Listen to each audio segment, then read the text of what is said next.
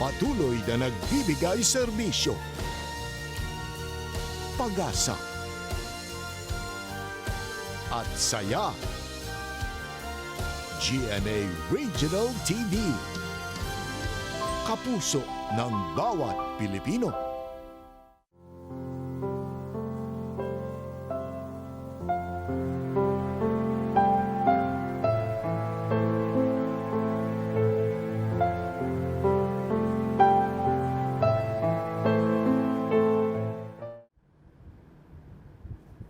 Good morning.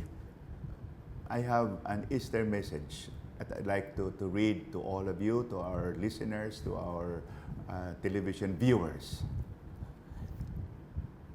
What kind of an Easter message can I give in these difficult days? If one watches news on television, both national and international, and watches them not only with one's eyes and mind, but with one's heart, one can easily be overwhelmed by this grim worldwide situation. It is as if literally death brought about by the coronavirus pandemic is staring at you and me. Easter, that is, our joyful celebration of the resurrection of Jesus, is best understood by not forgetting Calvary, by not forgetting His death on the cross. He died for us. When His hour had come, He faced death. He faced death consciously, willingly, with His heart filled with love for us, filled with the mercy of God for us. But then, Jesus rose from the dead. He is victorious over death. His victory over death, He shares with you and me. This is Easter for me. Yes, no doubt, we are in an extremely grim situation, but I see clear sparks of the spirit of Easter in the hearts of thousands in the midst of this pandemic. Indeed, it is so moving and so heartwarming to see individuals trying to save and protect the life of ailing patients whose hearts are filled with selfless goodness for others, especially for the sick and the poor. Individuals who have the courage to offer heroic service and sacrifice with the clear risk of losing their very own lives. Moreover, we see people of all walks of life, men and women, old and young, manifesting simple acts of appreciation and gratitude to all those who offer their lives so that others may live. Are these not concrete manifestations of the Easter spirit?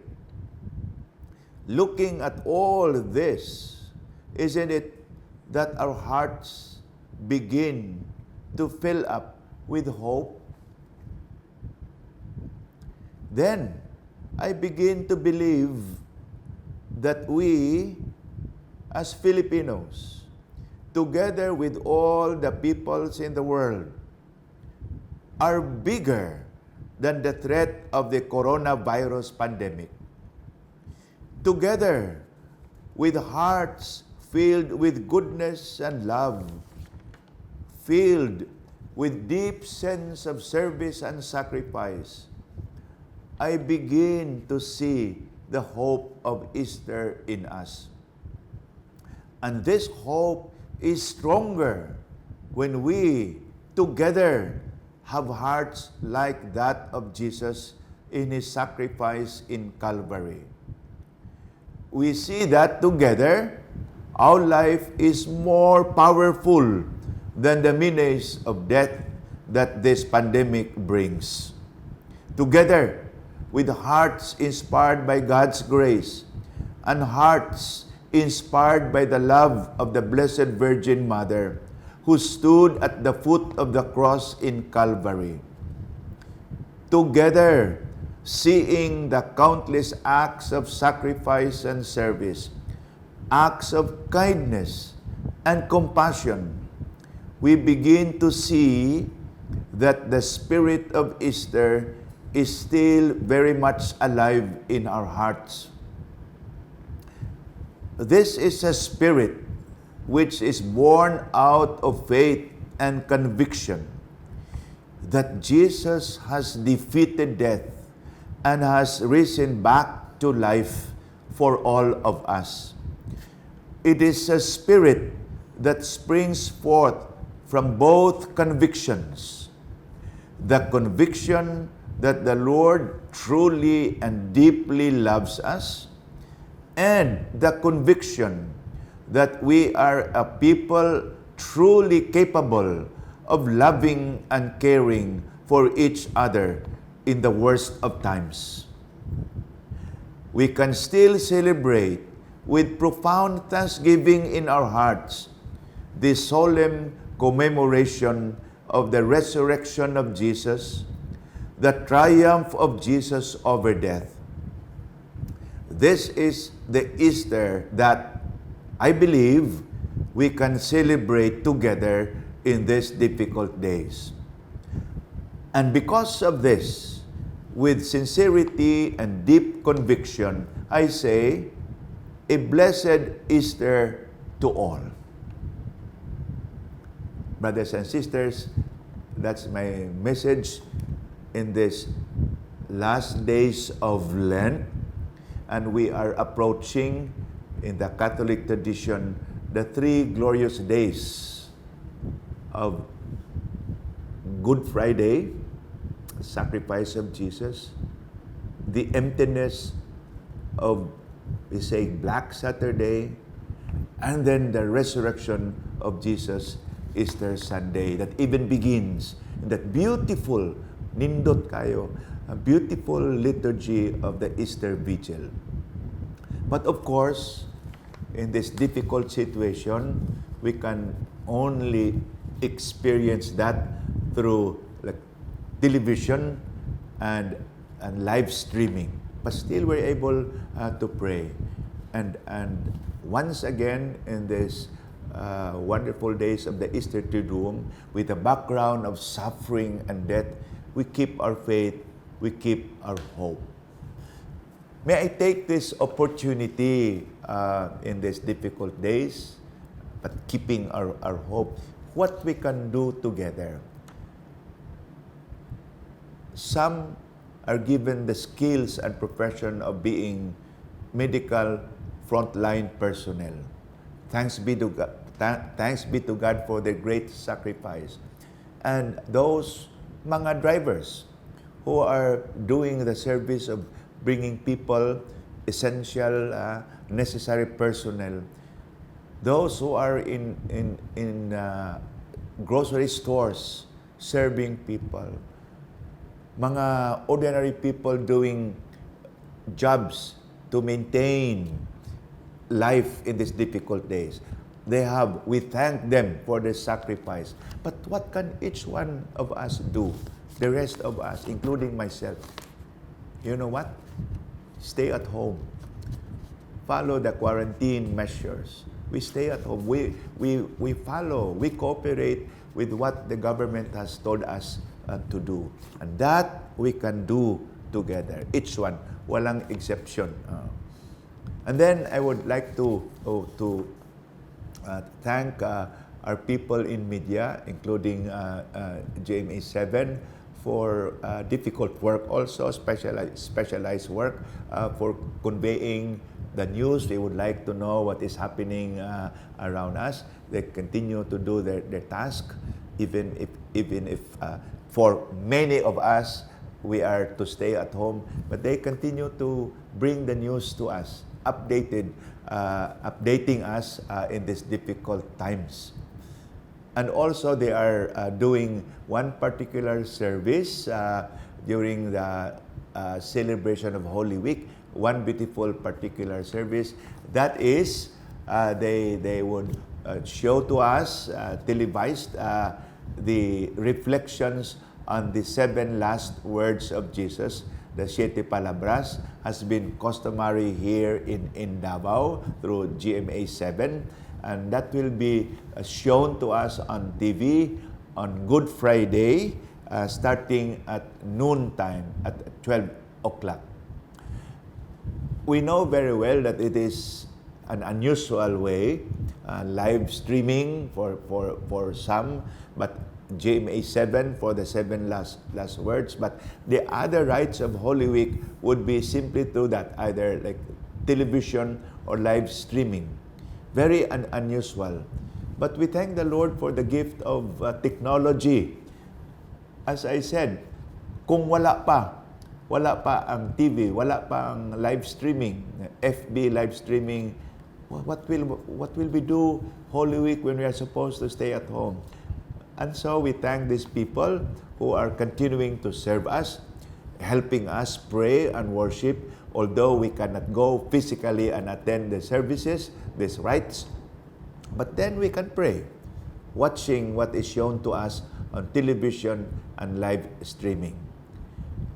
To all of you, those who are in the front lines, I did not include mga people who are keeping peace and order, men and women of PNP, Philippine National Police, civil servants, sa government agencies, DSWD, DOH, mga relief services.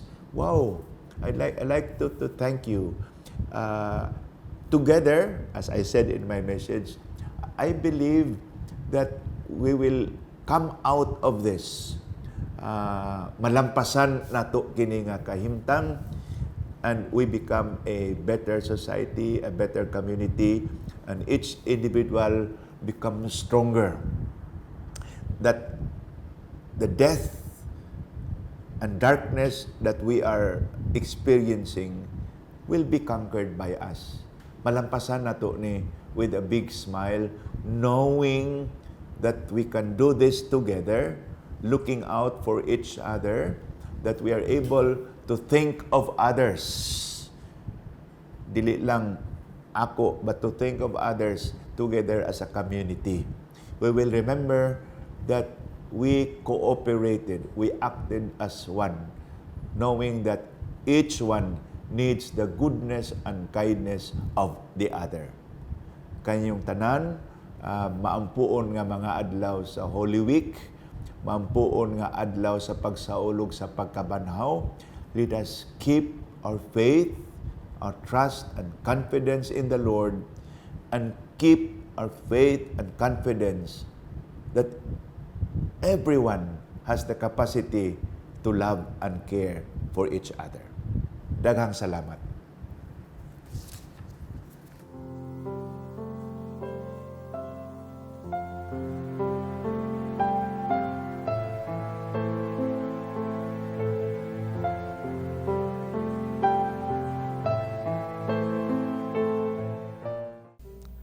Ama naming mapagmahal, lumalapit kami sa iyo sa aming pangangailangan upang hilingin kami ay ipag-adya mo sa sakit na dulot ng COVID-19 na kumitil na maraming buhay at patuloy na kumakalat sa iba't ibang bayan at bansa. Hinihiling namin ang iyong biyaya sa lahat ng mga nag-aaral ng uri at pinagmulan ng salot na ito. Patnubayan mo ang lahat ng dalubhasa sa medisina na tumutulong sa mga may sakit upang sila ay mapuno ng matibay na pagmamalasakit at pagdamay. Ipinapanalangin namin ang mga pamahalaan na naghahanap ng lunas at kagalingan para sa mga pinapahirapan ng sakit dulot ng salot na ito. Ipinagkakatiwala namin sa iyo ang lahat ng nagdurusa dahil sa sakit na ito. Pagalangin mo sila at bigyan ng mabuting kalusugan. Pukawin mo ang aming kalooban upang maging handa kaming tulungan ang mga may sakit at nangangailangan. Hinihiling namin ito sa pamamagitan ni Jesucristong anak mo na nabubuhay at naghaharing kasama mo at ng Espiritu Santo, iisang Diyos, magpasawalang hanggan. Amen.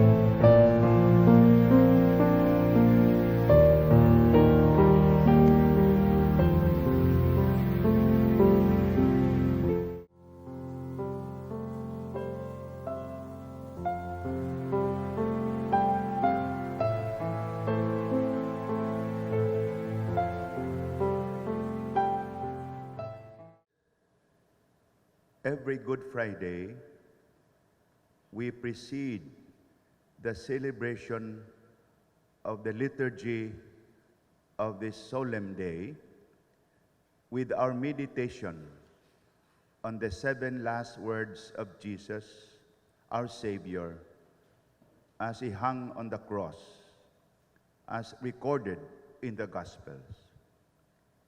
We have practiced this beautiful tradition for generations now.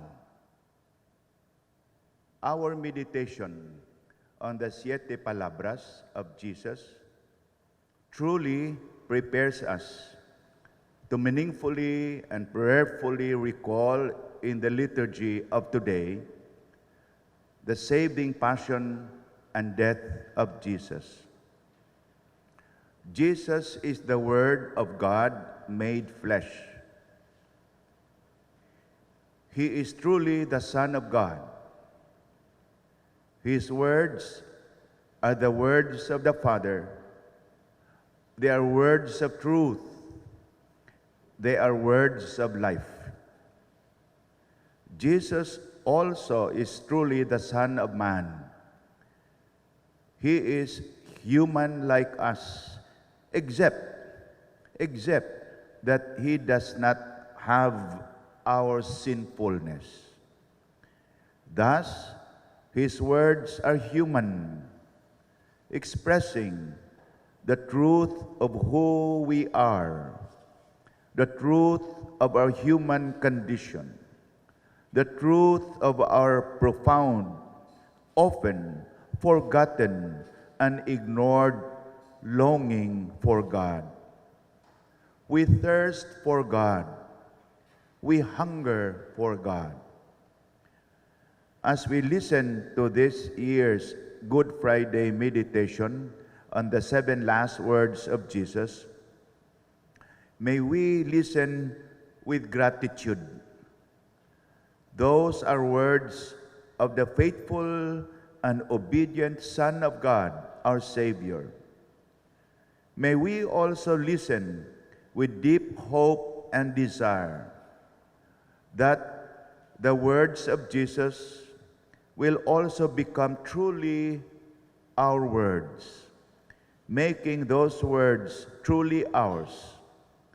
And thus, with these words, we are led back close to Jesus, our Savior. Brothers and sisters, one may truly say that for most of us, if not for all of us, we are celebrating our Holy Week liturgical rites this year one may say, in an unprecedented manner, that our Holy Week rites are celebrated in private. That is, without the public, without our faithful's physical attendance. We have suspended, as you all know, the public manner of celebration of our liturgical rites. Through the prepared reflections on each of the 7 last words, the Siete Palabras of Jesus, may we, in faith,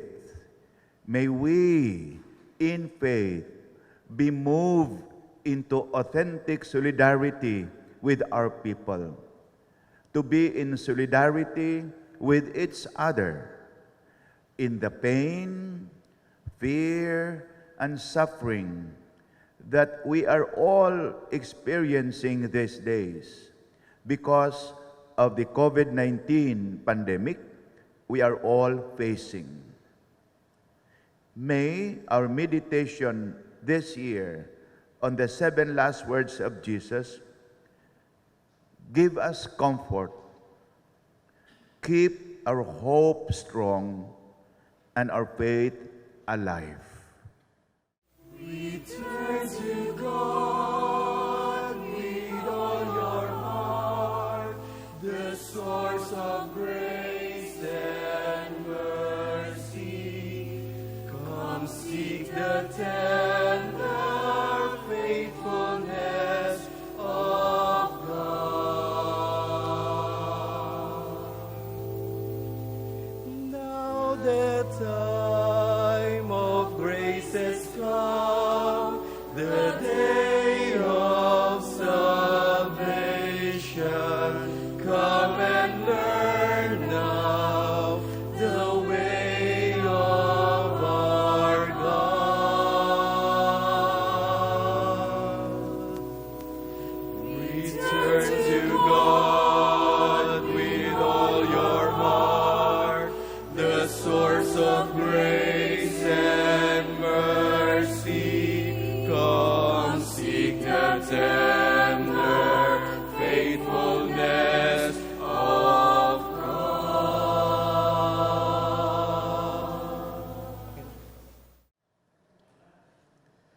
Please stand. Let us pray. Heavenly Father, we, your people in the city and Archdiocese of Davao, are gathered today, Good Friday, in our homes to listen and to reflect on the 7 last words of your Son Jesus before he died on the cross. We ask you to send your Holy Spirit into our minds, into our hearts, and into each one of us in this assembly, so that we, aided by the speaker's words and reflection, may experience the saving power of your love in the suffering, death, and resurrection of your Son, Jesus. All this we ask through Christ our Lord. Amen.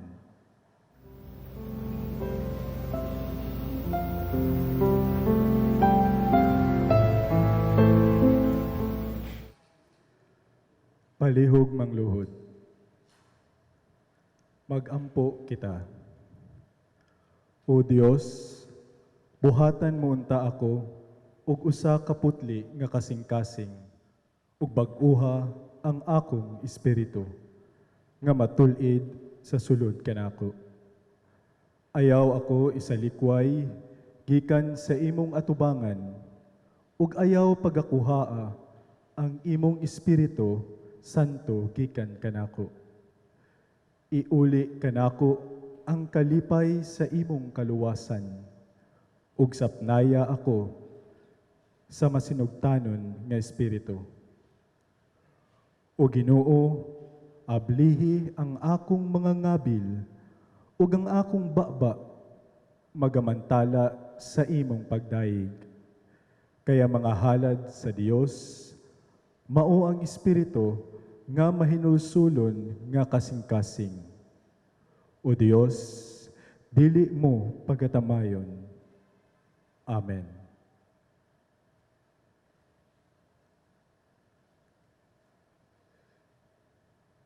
Please stand. The first word. Father, forgive them, for they do not know what they are doing. The one who will deliver the reflection on the first word is Reverend Father Rene Retardo, DCT, Diocesan Clergy of Tagum, Rector of St. Francis Xavier Regional Major Seminary of Mindanao, Catalunan Grande, Davao City.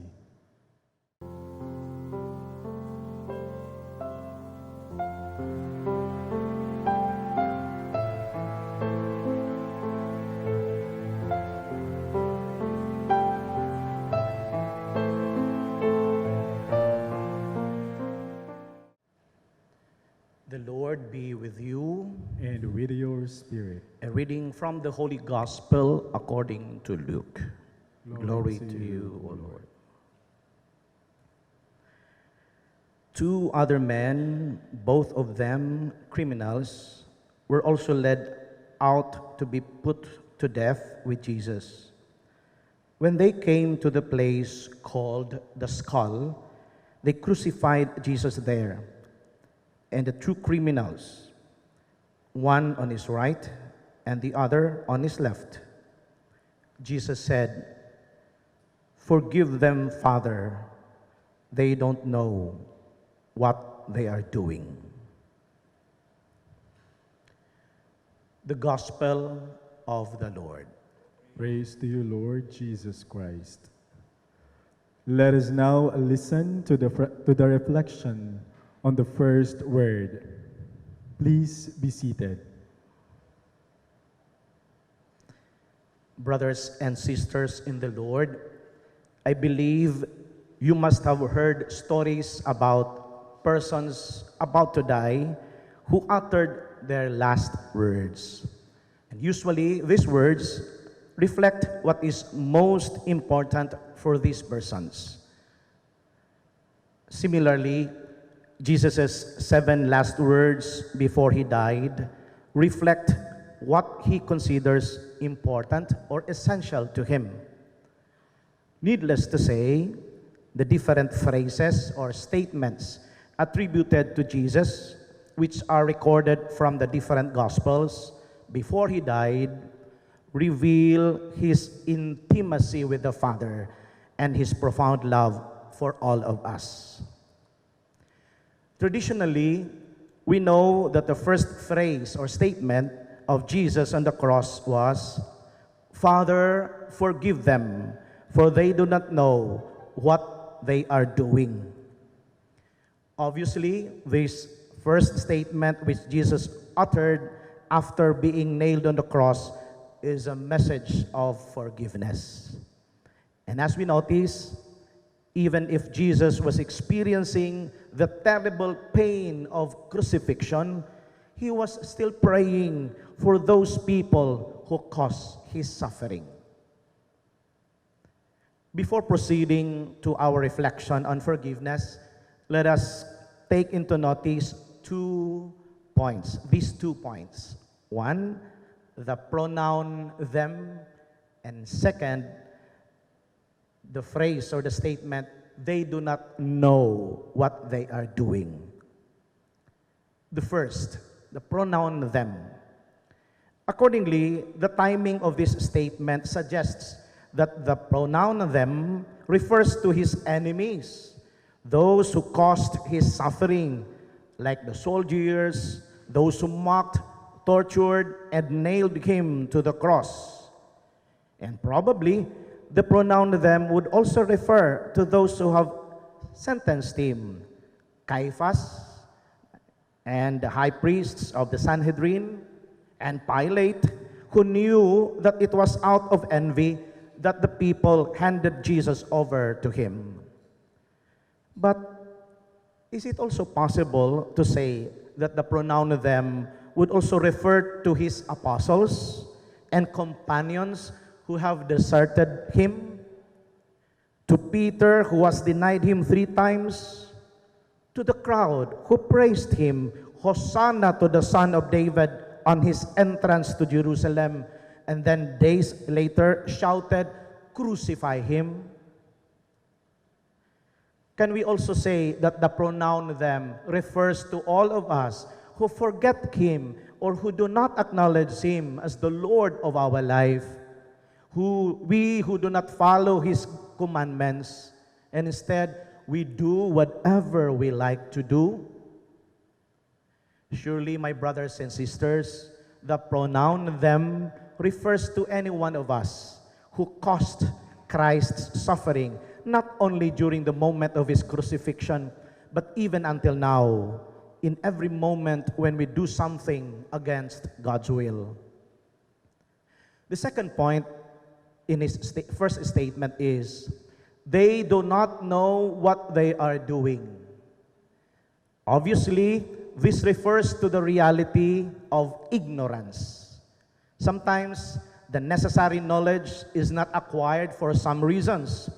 Either the truth or information is not clearly given, or the person is incapable of understanding the available information, or the person deliberately refuses to know or accept the truth.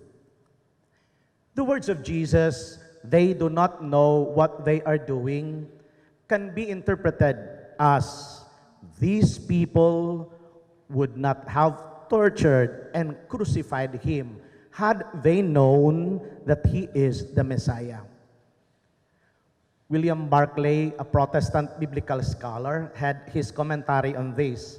He wrote, the idea that this terrible thing was done in ignorance runs through the New Testament. Peter said to the people in after days, I know that you acted in ignorance. Acts chapter 3, verse 17. And Paul said that they crucified Jesus because they did not know him. Acts 13:27. But we can ask, had they not really known Jesus as the Messiah? Or did they hear about him as the Messiah, yet they refused to accept him as such because they are looking for another kind of Messiah, a royal one, and not a suffering Messiah? We do not know. But what is evident is that the Lord Jesus prays to the Father that they will be forgiven. Amidst all the pain and suffering, Jesus said, Father, forgive them, for they do not know what they are doing. At the height of his physical suffering, his love prevails, and he asks his Father to forgive. Jesus asks his Father to forgive, but it is by his very sacrifice on the cross that mankind is able to be forgiven. That prayer of forgiveness on the cross serves, therefore, as a summary of what he has been teaching about during his ministry, preaching about forgiveness. He teaches forgiveness in the Lord's Prayer. Forgive us our trespasses, as we forgive those who trespass against us. Matthew 6:12. When asked by Peter, how many times should we forgive someone? Jesus answers, 70 times 7. Matthew 18:21-22. He forgives the paralytic at Capernaum. Mark 2:3-12.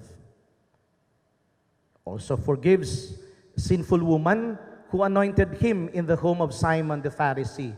Luke 7:37-48. And the adulteress caught in the act and about to be stoned. John 8:1-11. And during the institution of the Eucharist at the Last Supper, Jesus tells them to drink of the cup. Drink of it, all of you, for this is my blood of the covenant, which is poured out for many for the forgiveness of sins. Matthew 26:27-28. And even following his resurrection, his first act is to commission his disciples to forgive. Receive the Holy Spirit. If you forgive the sins of any, they are forgiven. If you retain the sins of any, they are retained. John 20:22 to 23. Forgiveness then is at the very heart of Jesus' ministry and life. But we can ask, how is this forgiveness possible for us? Bishop Milo Vergara offers his own reflection on this. He says, for a number of reasons, we are hurt and wounded, and we find it difficult to forgive those who hurt us. And most of the time, one can say, I will forgive when I feel like forgiving. If I do it now, I will be hypocrite, so I'd better wait. But we know that we can wait forever and nothing will really happen.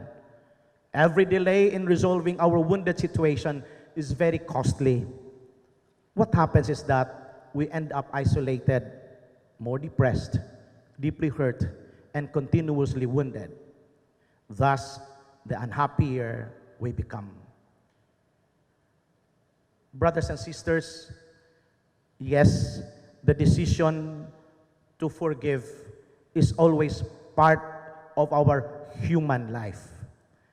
In fact, according to the book of William Menninger, The Process of Forgiveness, forgiveness is demanded by the very nature of man and woman. It is not only divine, it is also human. God commands it because without it, we are less than human. With it, we are more human. Remember again, our decision to forgive does not happen overnight. It is an ongoing process, but a difficult process. Even if we decide to forgive now, we will still feel the pain.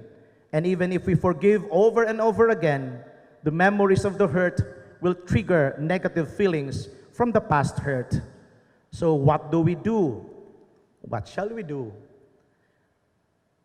We remember forgiveness is a grace. It was a grace coming from his Father that empowered Jesus to make that difficult decision. Father, forgive them, for they do not know what they are doing. It was this grace that allowed his Spirit to transcend all human pain in order to show love to his enemies. As Jesus prayed to his Father for the grace to forgive his enemies, we too are called to pray for the grace to forgive the persons who have hurt us. Yes, even our decision to forgive is a grace coming from God. This grace will make the healing of broken relationships possible, and this grace will make the miracle of reconciliation with our enemies happen. This year, 2020, is dedicated to ecumenism, interreligious dialogue, and the indigenous peoples. And for us to be informed more and more and be guided more and more about this year's celebration, the CBCP wrote or issued a pastoral letter signed by our very own Archbishop, Most Reverend Romulo G. Valles. From that letter, we, the faithful, as members of the Church, are urged to enter with prudence and charity into discussions and collaborations with people of other religions and cultures. And the letter continues, let Christians, while witnessing to their own faith and the way of life, acknowledge, preserve, and encourage the spiritual and moral truths found among peoples of other faith and religions, and also their social life and culture. Such assertion challenges us, Catholic Christians, to regularly engage in a meaningful dialogue with Christians of different Christian traditions, ecumenism, with non-Christian religions, interreligious dialogue, and with indigenous peoples' faith communities. Let us always bear in mind that the ultimate purpose of this dialogue, as the pastoral letter declares, is for the whole humanity to live in harmony and fraternal love.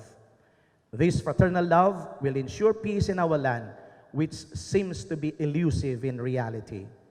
And this call to live in harmony asks us to love one another concretely. Needless to say, this harmony and fraternal love would always be sustained if the real forgiveness is experienced? How can we promote dialogue that leads to harmony and fraternal love if we could not even welcome the spirit of forgiveness in our relationship? Brothers and sisters, during this Lenten season, we are called to examine our true self, especially on how we have been healed by God's forgiveness. Ask for God's healing and forgiveness. Then, we need to share this experience to others. Are we a flowing spring of God's goodness and mercy? Or are we a stagnant water dam accumulating God's mercy and love? Am I withholding forgiveness for an offense against me? What am I going to do about it? Do I extend mercy and forgiveness to those who have offended me? Siguro, our attitude towards those afflicted by COVID would indicate how real forgiveness is in our hearts.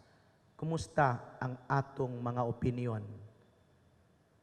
on those people who have been inflicted by COVID?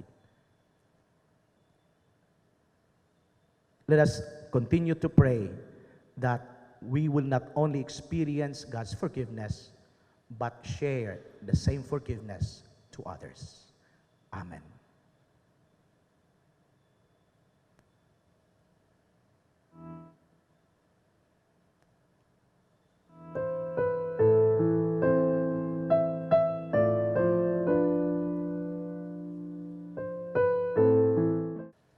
Please kneel. Let us pray. Have mercy on me, O God. In your compassion, blot out my offenses. Wash me thoroughly of my guilt and cleanse me of all evils. Create in me, O God, a pure heart. Give me a new and upright spirit. Do not cast me out of your presence, nor take your Holy Spirit from me. Deliver me from the guilt of blood, and of your justice I shall sing aloud. O Lord, open my lips, and I will declare your praise. Amen.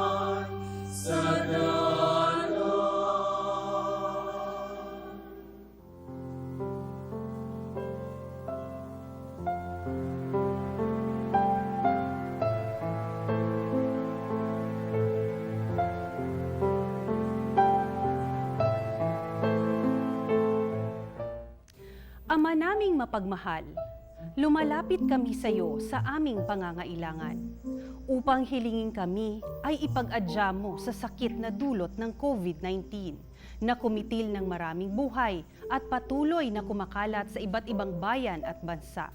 Hinihiling namin ang iyong biyaya sa lahat ng mga nag-aaral ng uri at pinagmula ng salot na ito. Patnubayan mo ang lahat ng dalubhasa sa medisina na tumutulong sa mga may sakit upang sila ay mapuno ng matibay na pagmamalasakit at pagdamay. Ipinapanalangin namin ang mga pamahalaan na naghahanap ng lunas at kagalingan para sa mga pinahihirapan ng sakit dulot ng salot na ito.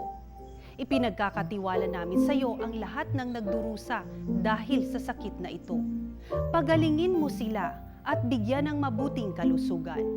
Pukawin mo ang aming kalooban upang maging handa kaming tulungan ang mga may sakit at nangangailangan. Hinihiling namin ito sa pamamagitan ni Jesukristong anak mo na nabubuhay at naghaharing kasama mo at ng Espiritu Santo, iisang Diyos, magpasawalang hanggan. Amen. Palihog manindog. Ang ikaduhang pulong. Sultihan ko ikaw, karong adlawa, adto ka sa paraiso, uban kanako.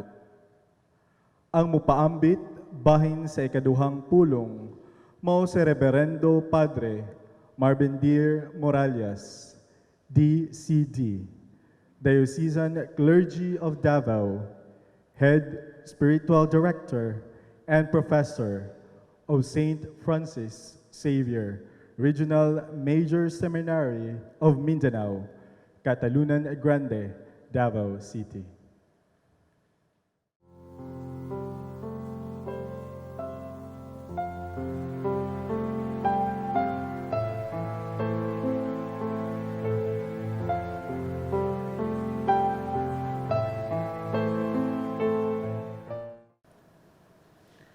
Ang Ginoo maanaa kaninyo. Maana usab kanimo. Ang santos nga ebanghelyo sumala ni San Lucas. Ibayaw nikaw o Ginoo. Unya, usa sa mga kriminal nga nagbitay didto, mibiay-biay kaniya. Dili ba ikaw mauman ang Mesiyas? Luwasa ang imong kaugalingon ug kami. Apan gibadlong siya sa iyang kauban nga nag-ingon, wala ka ba mahadlok sa Dios? Ania kita dinhi gisilutan sa maurang silot, apan angay kanato ang silot nga gipahamtang kanato, kay tukma man kini sa atong nabuhat, apan siya walay sala. Ug miingon siya kang Jesus, Jesus, hinumdumiin taon ako kung maghari ka na. Miingon si Jesus kaniya, sultihan ko ikaw, karong adlawa, adto ka sa paraiso, uban kanako. Ang Ebanghelyo sa Ginoo. Daigon ikaw, Kristo. Karon, maminaw kita sa pamalandong bahin sa ikaduhang pulong. Palihog lingkod kita.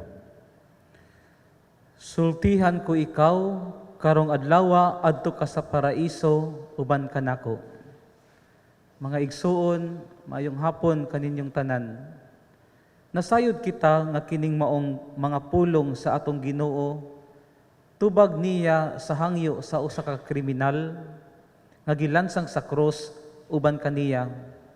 Kay gilansang man siya, taliwala sa duha ka mga kriminal. Nagpakita kini nga si Jesus hingpit nga nakig-ambit sa atong pagkamakasasala ug ang iyang kamatayon resulta ni ining maong pakig-ambit. Diha sa Ebanghelyo ni San Lucas nga sa dili palang dugay atong nadungog, nadunggan nato ang panag-istorya sa duha ka kriminal. Ang usa mibugal-bugal kang Jesus, apan ang usa midapig kaniya, isip usa ka inosenteng tao. Kining duha ka mga gilansang uban ni Jesus sa krus, anaa na usab sa katapusang gutlo sa ilang kinabuhi. Silang duha, wala nagpuyo og maayong kinabuhi. Gani, mao man kini ang gipamulong sa nagbasol nga kawatan. Kita ani adinhi gisilutan sa maurang silot. Apan ang silot natong duha, angay kanato. Kay gisilutan man kita, sibo sa atong nabuhat. Ang nagbasol nga kawatan nasayod gayud sa kadako sa iyang sala. Gidawat niya nga ang nahitabo kaniya, usa ka angay nga silot nga iya sa iyang nahimo. Wala niya kinigilantaw isip Dios nung silot, apan usa ka bunga sa kinabuhi nga iyang gipili. Usa ka kinabuhi nga dili maayo. Matuod man gayud, daghan sa dili maayong nahitabo kanato, bunga man sa atong dili maayong pagpili. Usahay sa atong mga pag-antos, dali ra kaayo kitang moingon, gigabaan ko sa Ginoo, o di kaya gisilutan ko niya. Ug sa ingon mawad-an kita og paglaom. Unsa pa man kaha ang atong mahimo nga silot naman kini sa Dios. Wala kini nakatabang kanato. Kay nasayod kita nga kini sukwahi sa dagway sa Dios nga atong nailhan. Siya nga mahigugmaon, siya nga mapasayloon. Busa mga igsuon kung tan-awon nato si Kristo diya sa krus, nakita nato nga kini dili tinuod. Isa lamang ang plano sa Dios alang kanato, kana mao nga luwason kita.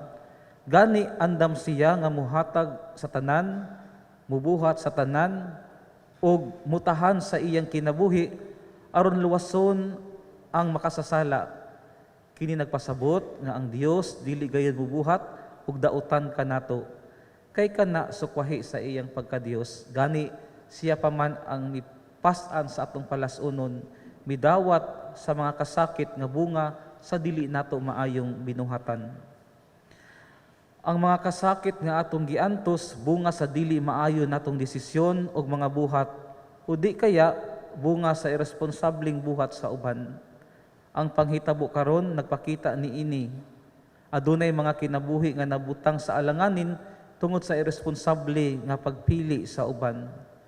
Ang atong mga dili maayong buhat magdala og kadaot sa uban. Many of our people suffer not because they are punished by God, but we punish them by our irresponsibility. We become instruments of evil to others. Usahay taliwala sa kalisod nga atong giatubang, nahimo kitang sama ni atong isa ka kriminal nga may biay kang Jesus. Bisan sa katapusang gutlo sa iyang kinabuhi, kaugalingon lang gihapon niya ang gilantaw. Nahimo gihapon nga hakog, mipili gihapon sa pagbibiay sa atong Dios. Naguna-huna ako ni atong mga tao nga nahimong hakog taliwala ni ining kalisod, katong mitago sa mga gikinahanglang supplies o mibaligya ni ini sa mahal nga presyo. Mga tao nga mi take advantage sa kalisdanan sa uban aron makita. Inay nga mutabang nahimo noong kalisdanan sa uban. Mga tao nga giuna ang ilang personal nga gusto, inay nga mupagaan sa katilingbanong kalisod. Dili man kita mga hingpit sa dagang higayon nakabuhat kitag dili maayo. Apan sama sa nagbasol nga kawatan, ibaling nato ang atong atensyon sa Dios nga nakig-uban sa atong mga pag-antos. Ug hinaot paunta atong kaplagon ang atong kaayo nga nagpahipi sa atong mga kasing-kasing. Ug sama sa nagbasol nga kawatan moingon kita, Hesus, hinumdumiin tawon ako kung maghari ka na. Taliwala sa nagkaupos nga kinabuhi, ang maong nagbasol nga kawatan, aduna pa siya'y maayong nabuhat, kana mo ang pagpili sa Ginoo. Paghalad sa katapusan niyang ginhawa sa pagpili sa Dios, ang hustong desisyon nga iyang gibuhat, ang pagbalik sa Ginoo. Ug ang Dios wala gyud magmakuli kaniya, kay gihatag sa Dios ang labaw pa sa iyang gipangayo. Niingon siya, hinumdumi ako, apan ang gihatag kaniya, hingpit nga kaluwasan.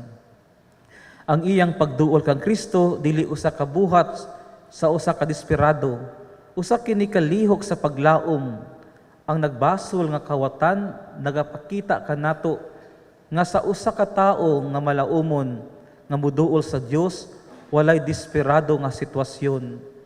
Naamguhan niya nga ang kinabuhi dili lumba sa pagpakabuhi. There will be no desperate situation for those who learn to turn to God in hope. That life isn't a quest for survival, but a journey of hope, fixing our eyes to heavenly goal. Only with a desire for heaven that we can make a free and responsible choice even in the most difficult situation. Kung ang atong mga mata naglantaw sa langit, makabuhat kayud kita og usa ka gawasnon og responsabling desisyon ug buhat bisan sa kalisod sa kahimtang. Ang nagbasol nga kawatan bulahan gayud kay puno sa kaalam mipili siya sa pagahin sa iyang katapusang kinabuhi sa pagbuhat sa hustong desisyon. Kana mao ang pagpili sa Dios. Apan nagatuo ako nga mas bulahan kita. Tungod kay anaa pa kitay taas nga panahon nga igahin alang sa pagpili sa mga maayong buhat. Anaa pa kitay daghang higayon sa pagpili sa butang nga langit nun. Daghan ka nato mipili nga magpuyo sa paglaom, inay nga maluya tungod sa kahadlok. Daghan ka nato ang mipili sa pagbuhat og kaayo. Wala mahadlok nga mugawas sa kaugalingon aron makatabang dili lamang sa atong kaugalingon o sa pamilya bisan pa sa uban. Dili kini usa ka yanong lihok sa kaayo. Lihok kini sa usa ka tawo nga adunay paglantaw nga langit nun. Usa ka tawo nga malaumon, usa ka tawo nga sa kanunay nagpalanog sa mga pulong ni Jesus. Adto ka sa paraiso uban kanako. Tungod kay ang tao nga malaumon naglantaw man sa langit, aduna siya katakos sa paghimo sa krisis, isip higayon sa kaluwasan. Turning crisis into a moment of encounter with God, a moment of salvation.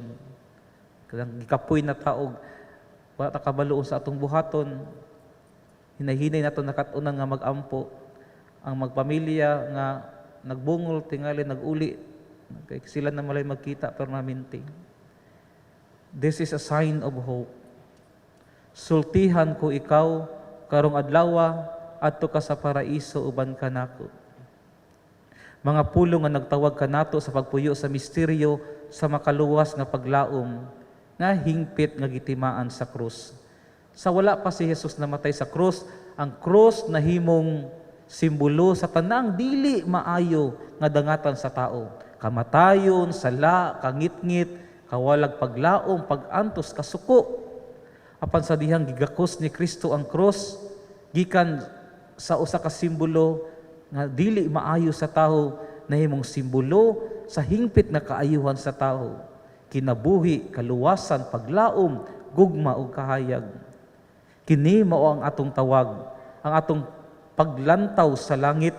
Nagtawag ka nato sa paghimo sa kada higayon, maayo man o dautan, isip lakang sa pagkabot sa hingpit na kaluwasan.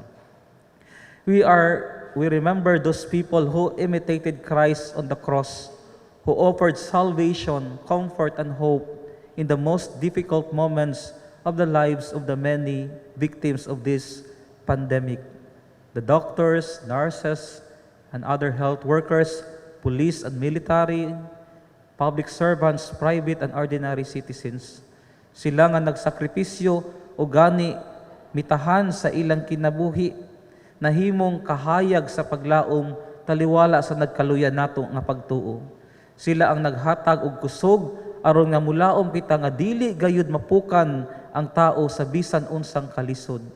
Sila ang nagpahinumdum kanato sa umaabot na himaya bisan sa kadulom sa panglantaw sa ugma. They are the Christ that turns this cross into salvation.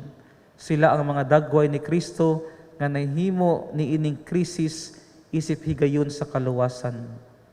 Nasayod ako nga pagkahuman ni ining maong krisis puno sa kasubo, ihapon nato kung pila ang nakalas nga kinabuhi. Apa nasayod ako nga makakita kita og mas masanag nga kaugmaon tungod sa mga dili maihap nga mga maayong tao nga misaksi sa paglaom sa panahon sa tumang kalisod. Mga igsuon, kung langit ang atong kabuton, giunsa man nato paghimo sa kahigayunan aron matuod nga ang langit anaa sa atong taliwala. Aron kining kalisod, kining krisis, mamahimong higayon sa kaluwasan, dili lamang sa atong kaugalingon, apan alang usab sa uban. Sa ingon, atong gipuyan ang saad sa Dios, ni adtong nagbasol nga kawatan ug sa atong kaugalingon. Sultihan ko ikaw karong adlaw adto ka sa paraiso uban kanako.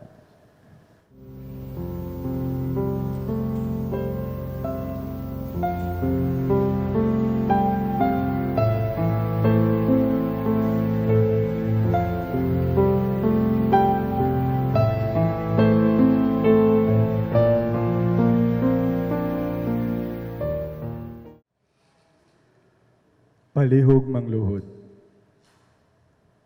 Magampo kita. O Dios, buhatan mo unta ako ug usa ka putli nga kasing-kasing ug bag-uha ang akong espiritu nga matulid sa sulod kanako.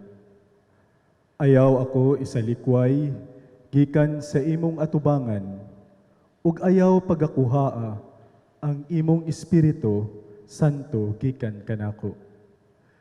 Iuli kanako ang kalipay sa imong kaluwasan ug sapnaya ako sa masinugtanon nga espiritu. O Ginoo, ablihi ang akong mga ngabil ug ang akong baba magamantala sa imong pagdaig. Kaya mga halad sa Dios, mao ang espiritu nga mahinulsulon nga kasing-kasing. O Dios, dili mo pagatamayon. Amen.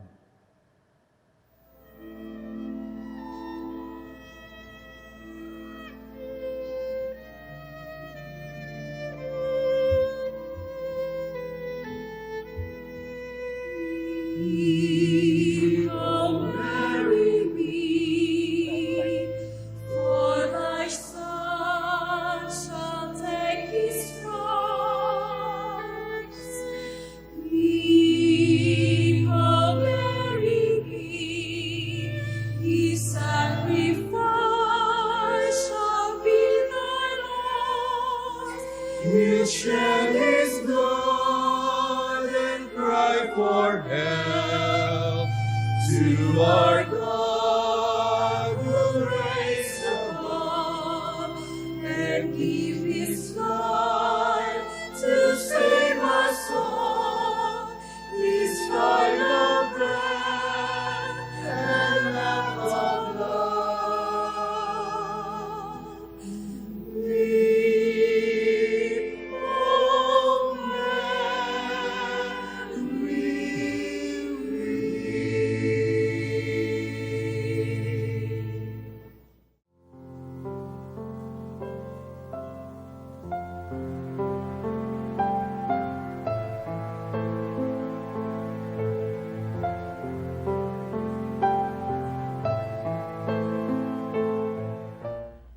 Ama naming mapagmahal, lumalapit kami sa iyo sa aming pangangailangan upang hilingin kami ay ipag-adya mo sa sakit na dulot ng COVID-19 na kumitil ng maraming buhay at patuloy na kumakalat sa iba't ibang bayan at bansa.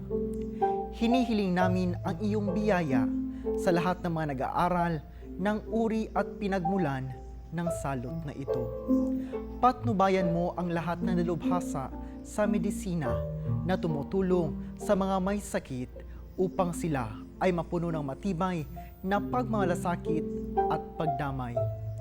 Ipinapanalangin namin ang mga pamahalaan na naghahanap ng lunas at kagalingan para sa mga pinahihirapan ng sakit na dulot ng salot na ito. Ipinagkakatiwala namin sa iyo ang lahat ng nagdurusa dahil sa sakit na ito. Pagalingin mo sila at bigyan ng mabuting kalusugan. Pukawin mo ang aming kalooban upang maging handa kaming tulungan ang mga may sakit at nangangailangan. Hinihiling namin ito sa pamamagitan ni Jesucristong anak mo na nabubuhay at naghaharing kasama mo at ng Espiritu Santo, iisang Diyos, magpasawalang hanggan. Amen. Please stand. The third word, Woman, here is your son. Son, here is your mother. The one who will deliver the reflection on the third word is Sister Maria Rosario Infiesto, TDM, Teresian Daughters of Mary, head of the BSBA program of the Holy Cross College sa Davao City.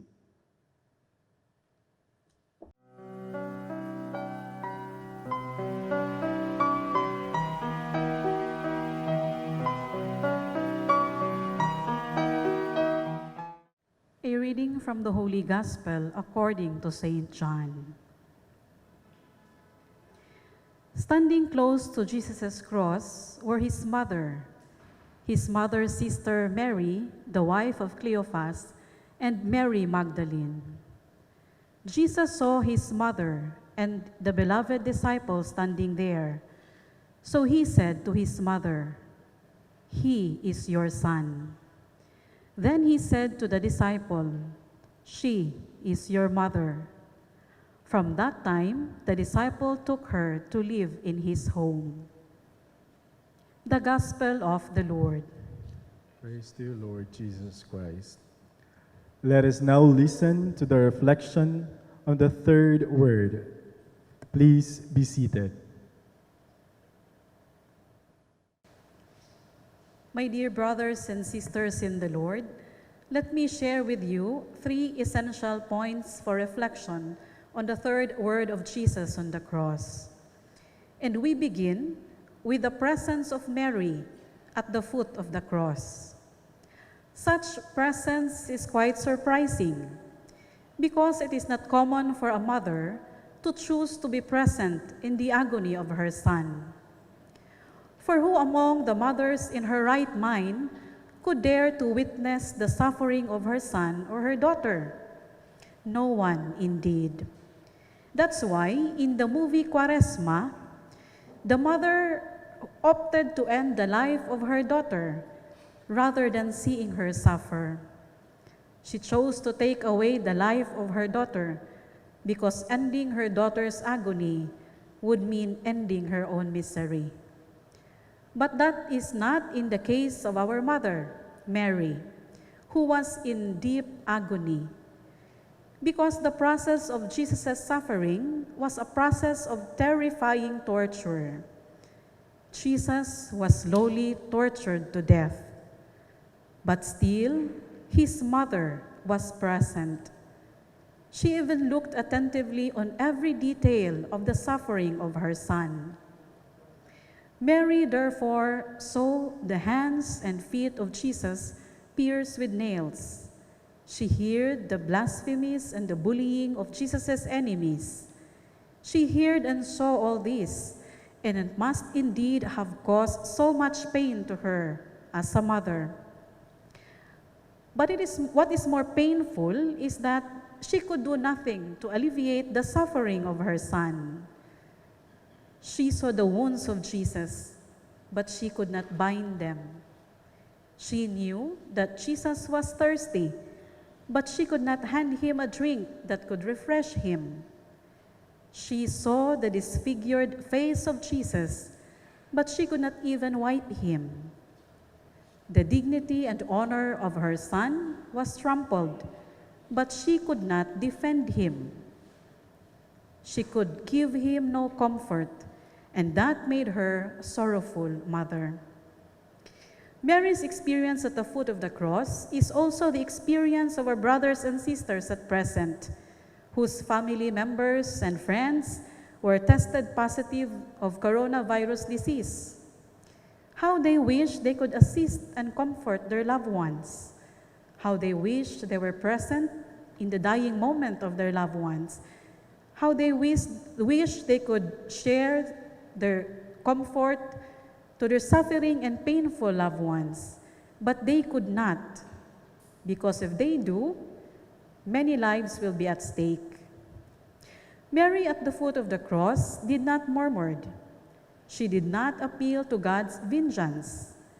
She bore all the sufferings patiently.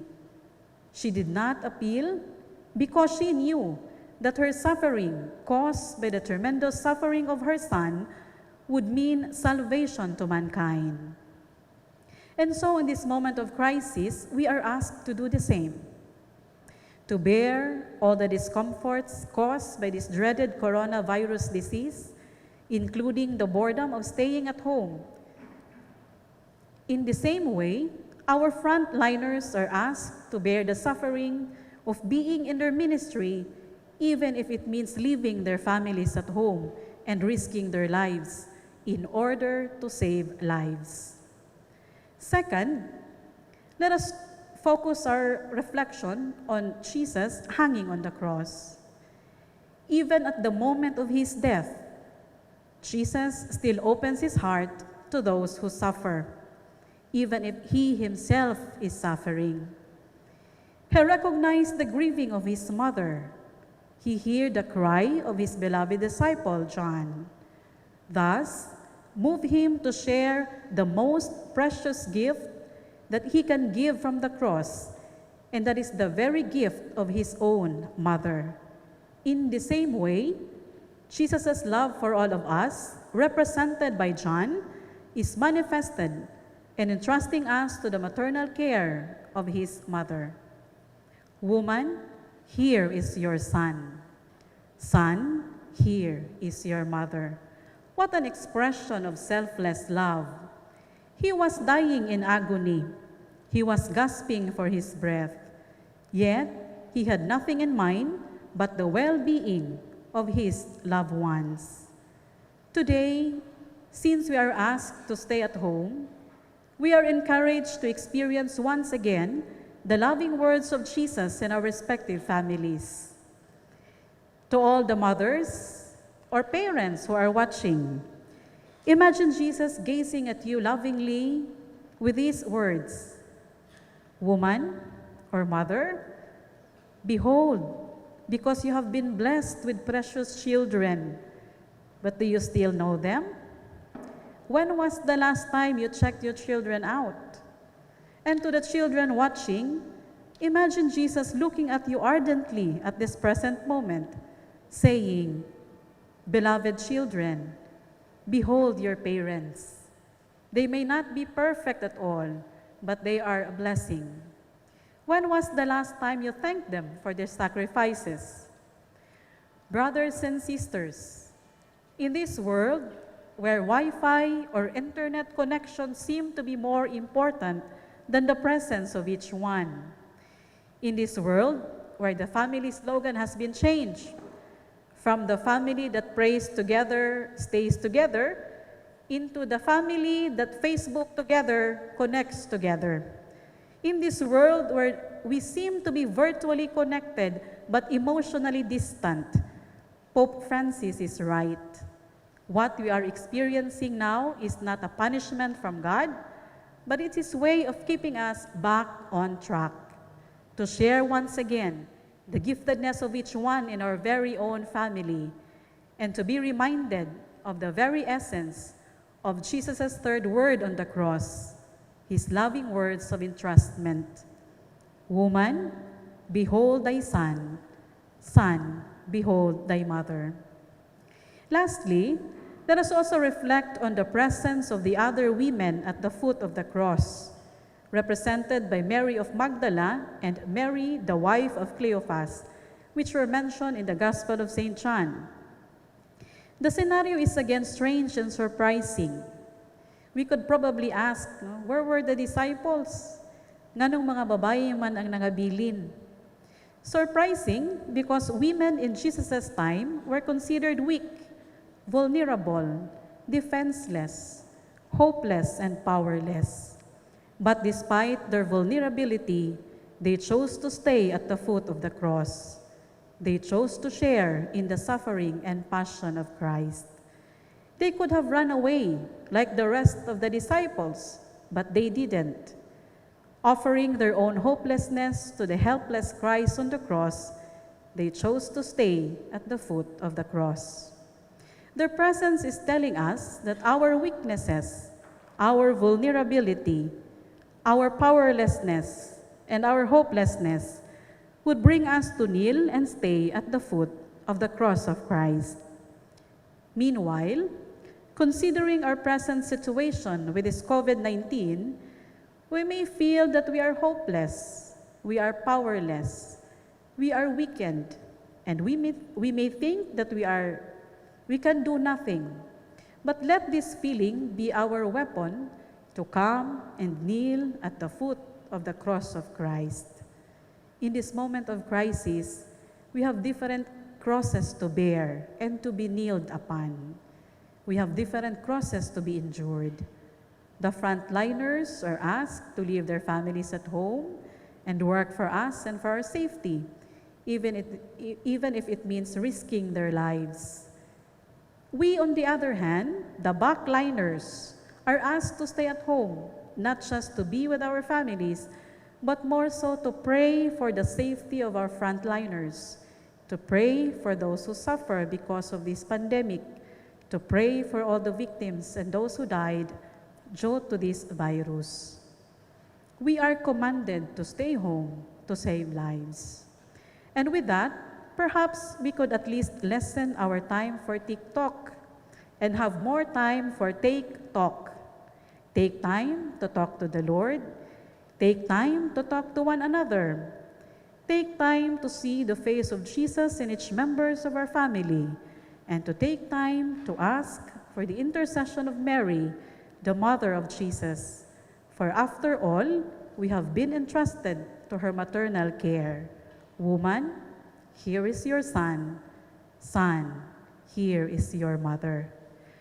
May the Blessed Virgin Mary, the Queen of Families, continue to intercede for us. Amen.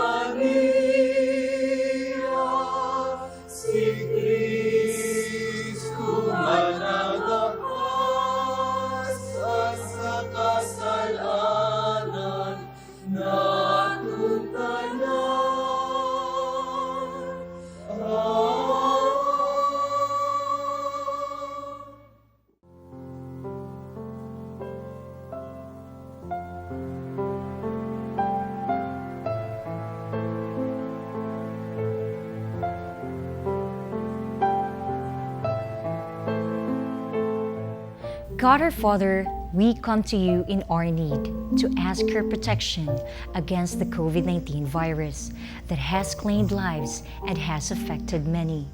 We pray for your grace for the people tasked with studying the nature and cause of this virus and its disease, and of stemming the tide of its transmission. Guide the hands and minds of medical experts that they may minister to the sick with competence and compassion.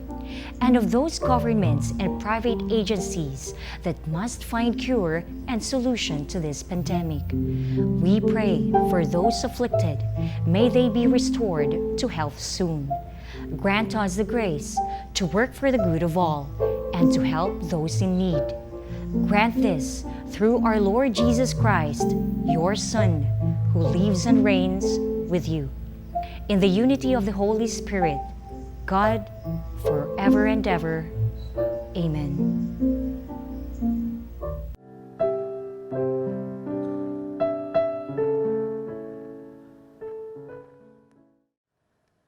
Please kneel. Let us pray. Hail Mary, full of grace, the Lord is with you. Blessed are you among women, and blessed is the fruit of your womb, Jesus. Holy Mary, Mother of God, pray for us sinners, now and at the hour of our death. Amen.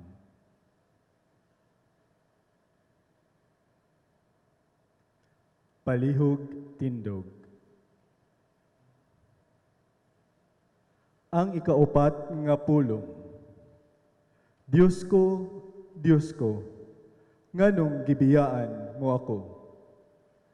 Ang mupaambit bahin sa ikaupat nga pulong, mao si Brother Mark Anthony Zarate, OFM, Order of Friars, Minor Franciscans, Custody of St. Anthony of Padua, Philippines, Theology Student of St. Alphonsus Theological Mission Institute.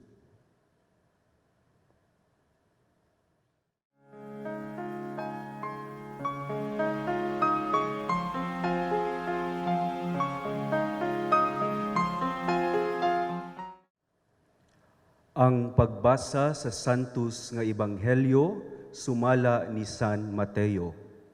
Himayaon ikaw, O Ginoo.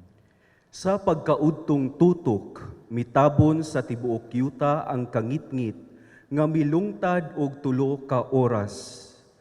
Ug sa pagkaalas 3 sa hapon, mituaw si Jesus.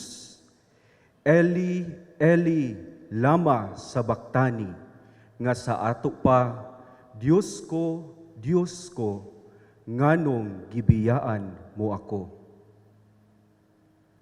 Ang Ebanghelyo sa Ginoo. Daygon ikaw, O Kristo. Maminaw kita sa pamalandong bahin sa ikaupat nga pulong. Palihog lingkod kita. Mga igsuon ko diha ni Kristo, maayong hapon kanatong tanan. Atong ihulagway ang kahimtang ni Jesus ni ining higayuna. Duol na sa 6 ka oras ang milabay, human gilansang siya sa krus. Atong mahulagway ang kakapoy sa iyang lawas, ang kangulngol sa iyang abaga tungod sa pagpasan sa krus, ang kahapdo sa iyang mga samad, ug ang pamaol sa iyang kaunuran na iyang gibati niining puntuha. Dugang paniini ang kasakit na gibati niya tungod kay gitalikdan siya sa mga tawong nanaad nga makig-unong kaniya. Bisan wala na sulat sa Ebanghelyo, ako usab mahulagway ang pagdagayday sa mga luha ni Jesus, susama sa mga luha na mitulo sa dihang siya nagbangutan sa pagkamatay sa iyang suod na higala na si Lazaro. Og sa makusog na tingog, siya misinggit, Diyos ko, nganong gibiyaan mo ako. Niini nga pulong atong mabatyagan ang kasakit, kahiubos, o kahigawad nga gibati ni Jesus ngadto sa Dios nga iyang amahan. Kung atong sabton, daw nag-ingon sa Jesus, asa naman ka amahan, di ba ikaw man ang nagpadala kanako? Asa naman ang mga pulong na imong gilitok sa panahon nga ako gibunyagan dito sa suba sa Hordan. Di ba ako man ang imong pinalanggang anak? Sa akong gisinati karon, asa naman ang imong panabang, asa naman ang imong presensya. Kini usab ang akong sinatian ni atong tuig 2015. Ang among pamilya gibayog sa usa sa pinakadakong hagit sa among kinabuhi. Ang akong mama nagsakit tungod sa diabetes ug walay laing rekomendasyon ang doctors kundili ang amputation o ang pagputol sa bahin sa iyang tiil nga nasamad. Isip usa ka anak, dili nako kaya makita ang akong mama na putol ang usa ka tiil. Apan dili pud nako kaya ang hunahuna na kung dili mi mutuman sa rekomendasyon sa doktor, bason mao na kadto ang katapusang tuig sa among panag-uban. Apan mas mibugat ang akong gibati, dihang akong nahimatngunan na tungod sa among kawadon, dili namo kaya ang gastos sa maong operasyon.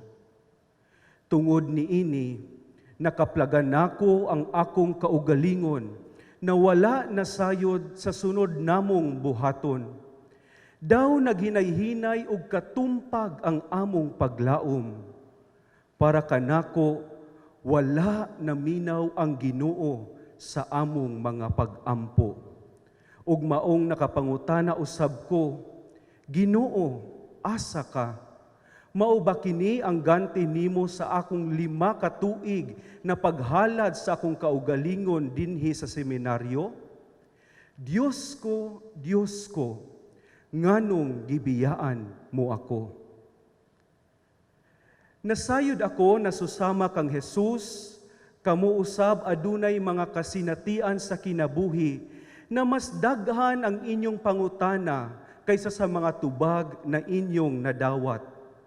Nakaagi usab kamo sa takna na nakapangutana mo susama sa pangutana ni Lea Salonga sa kanta na Something More. Where are you whom I seek to know? Show your face. Why don't you break your silence now? Tungod sa kadako sa problema na inyong gisagubang, sa kabugat sa kapitos na inyong gipasan, nakapamulong usab kamo. Diyos ko, nganong gibiyaan mo ako? Kung atong pamalandungan, sa Jesus, bisan sa iyang pagkaanak sa Dios, o kita sa atong pagkatawhanon, adunay parehong pangutana ngadto sa Amahan. Kini nagpahinumdom pag-usab kanato nga sa Jesus dili layo kanato.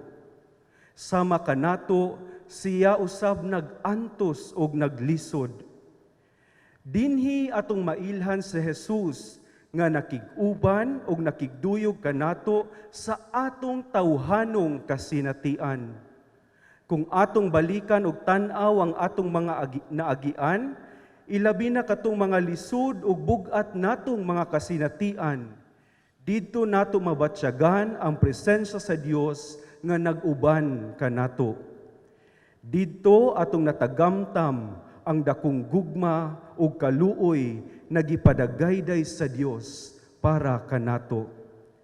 Matud pa ni Pope Francis, baliki ang imong kagahapon ug didto imong makita ang dako ug abunda na kaluoy ug gugma sa Dios. Salamat sa grasya sa Dios, ang akong mama karon uban pagihapon kanamo.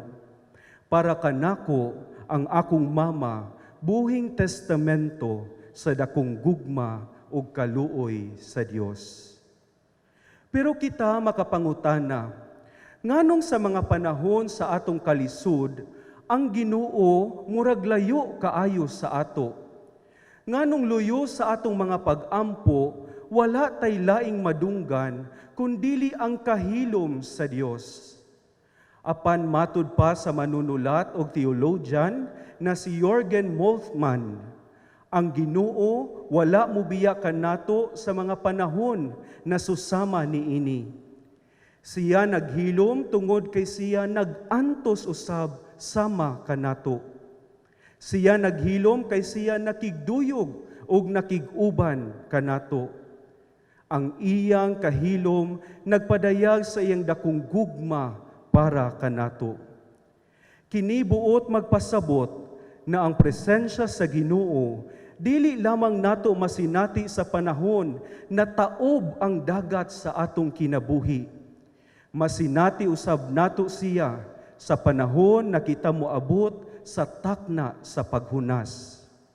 Kita gipahinumduman na sa tanang panahon, sa kasaba o sa kahilom, sa kaabunda o kapitos, sa kamaya o kaguol, ang Ginoo wala mubiya kanato. Siya naguban kanato.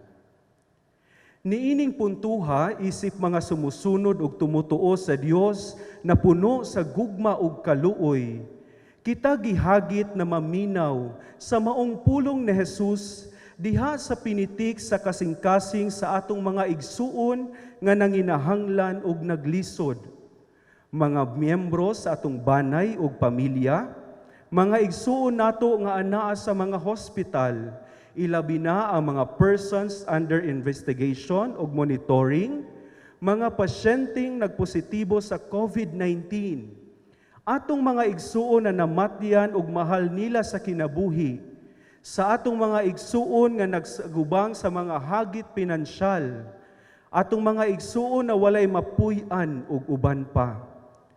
Sa makausang higayon kita gipahinumduman na kita instrumento aron matubag ang pangutanang, Diyos ko, nganong gibiyaan mo ako. Diha sa atong ginagmay o kinasingkasing na mga pamaagi o paningkamot, atong mapakita ang presensya sa Dios ngadto sa mga nawad-an o paglaom. Diha sa atong pagpaminaw sa uban, sa atong paghatag sa atong kaugalingon ngadto sa mga nanginahanglan, sa atong pagpasaylo sa mga nakalapas kanato, sa atong pagsuporta sa atong mga frontliners, kita mamahimong konkretong nawong sa gugma o kaluoy sa Dios. Hinaot kini nga pulong ni Jesus magdugang sa atong paglaom o kalig-on sa atong pag-atubang sa nagkalain-laing krisis na mihagit sa atong kalibutan karon, ilabi na ang COVID-19. Kay bisan og wala pay tubag ang atong mga pangutana kung kanus-a kini mahuman, nasayod kita na luyo sa kahilom sa Ginoo, siya wala mo palayo kanato. Siya nagantos uban kanato hangtod sa panahon na matagamtam nato ang himaya sa iyang pagkabanhaw. Amen.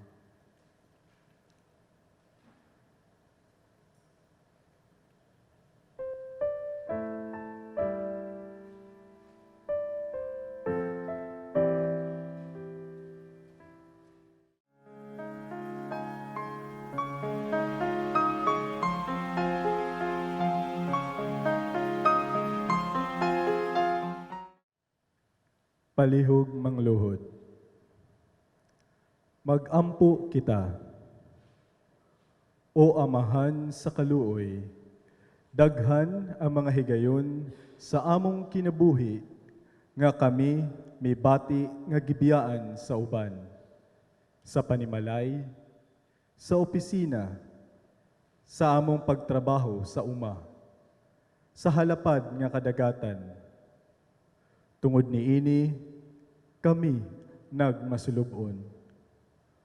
O mahigugmaong Amahan, nasayod kami nga dili ka mubiya kanamo sa among pagpangita kanimo, tungod kay ang among kasing-kasing dili mahimutang hangtod nga makapahulay diha kanimo. Amen.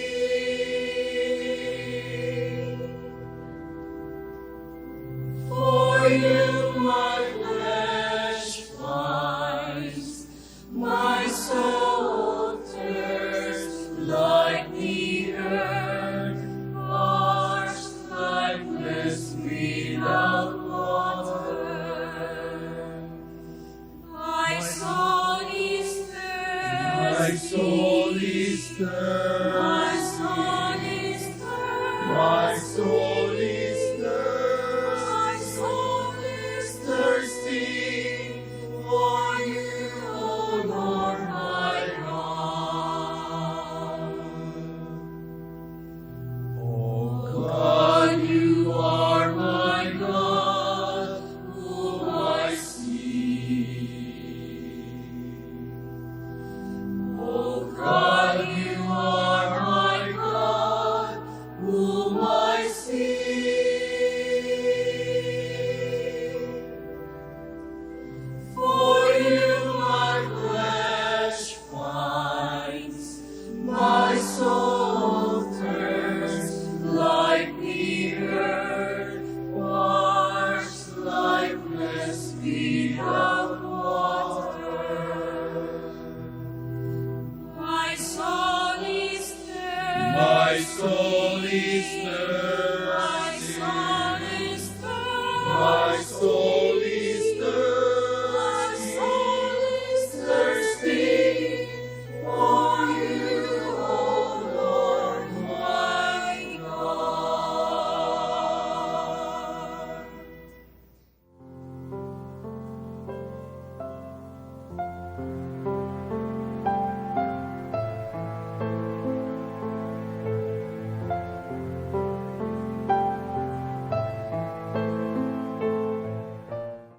God our Father, we come to you in our need to ask your protection against the COVID-19 virus that has claimed lives and has affected many. We pray for your grace for the people tasked with studying the nature and cause of this virus and its disease, and of stemming the tide of its transmission. Guide the hands and minds of medical experts that they may minister to the sick with competence and compassion, and of those governments and private agencies that must find cure and solution to this pandemic. We pray for those afflicted. May they be restored to health soon. Grant us the grace to work for the good of all and to help those in need. Grant this through our Lord Jesus Christ, your Son, who lives and reigns with you, in the unity of the Holy Spirit, God, forever and ever. Amen. Please stand. The fifth word, I thirst. The one who will deliver the reflection on the fifth word is Reverend Father Fernando Inhente, SM, Novice Master, Society of Mary International Novitiate, Barangay Bayabas, Eden Road, Toril, Davao City.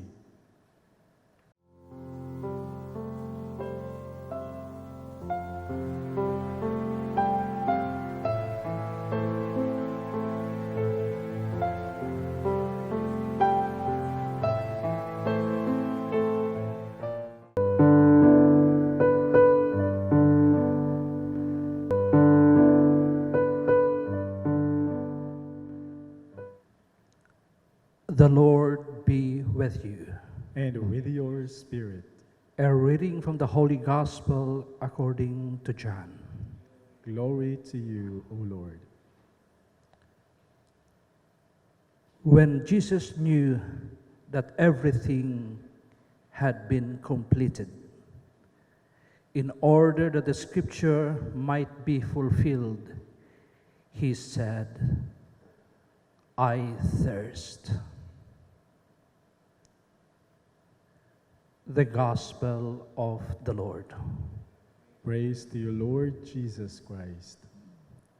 Let us now listen to the reflection on the fifth word. Please be seated. I thirst. These are the most human words of Jesus. An extreme thirst is something we can relate to. It is such a simple statement which we can easily identify from our personal experiences. How many times we have said these words during our life? In the I thirst of Jesus, we can hear a child asking some water because he or she is thirsty, or street children persistent in asking water to drink, or we can hear our sick grandparents and parents gently begging some water, or dying victims of coronavirus desperately wanting more water. Doctors, nurses, health workers, police, militaries, and all frontliners could easily relate to the words of Jesus on the cross. I thirst. It is the shortest words of Jesus on the cross, but it expresses his suffering, pain, and tiredness. His whole body was dehydrated. It is near the end of his life. He senses it.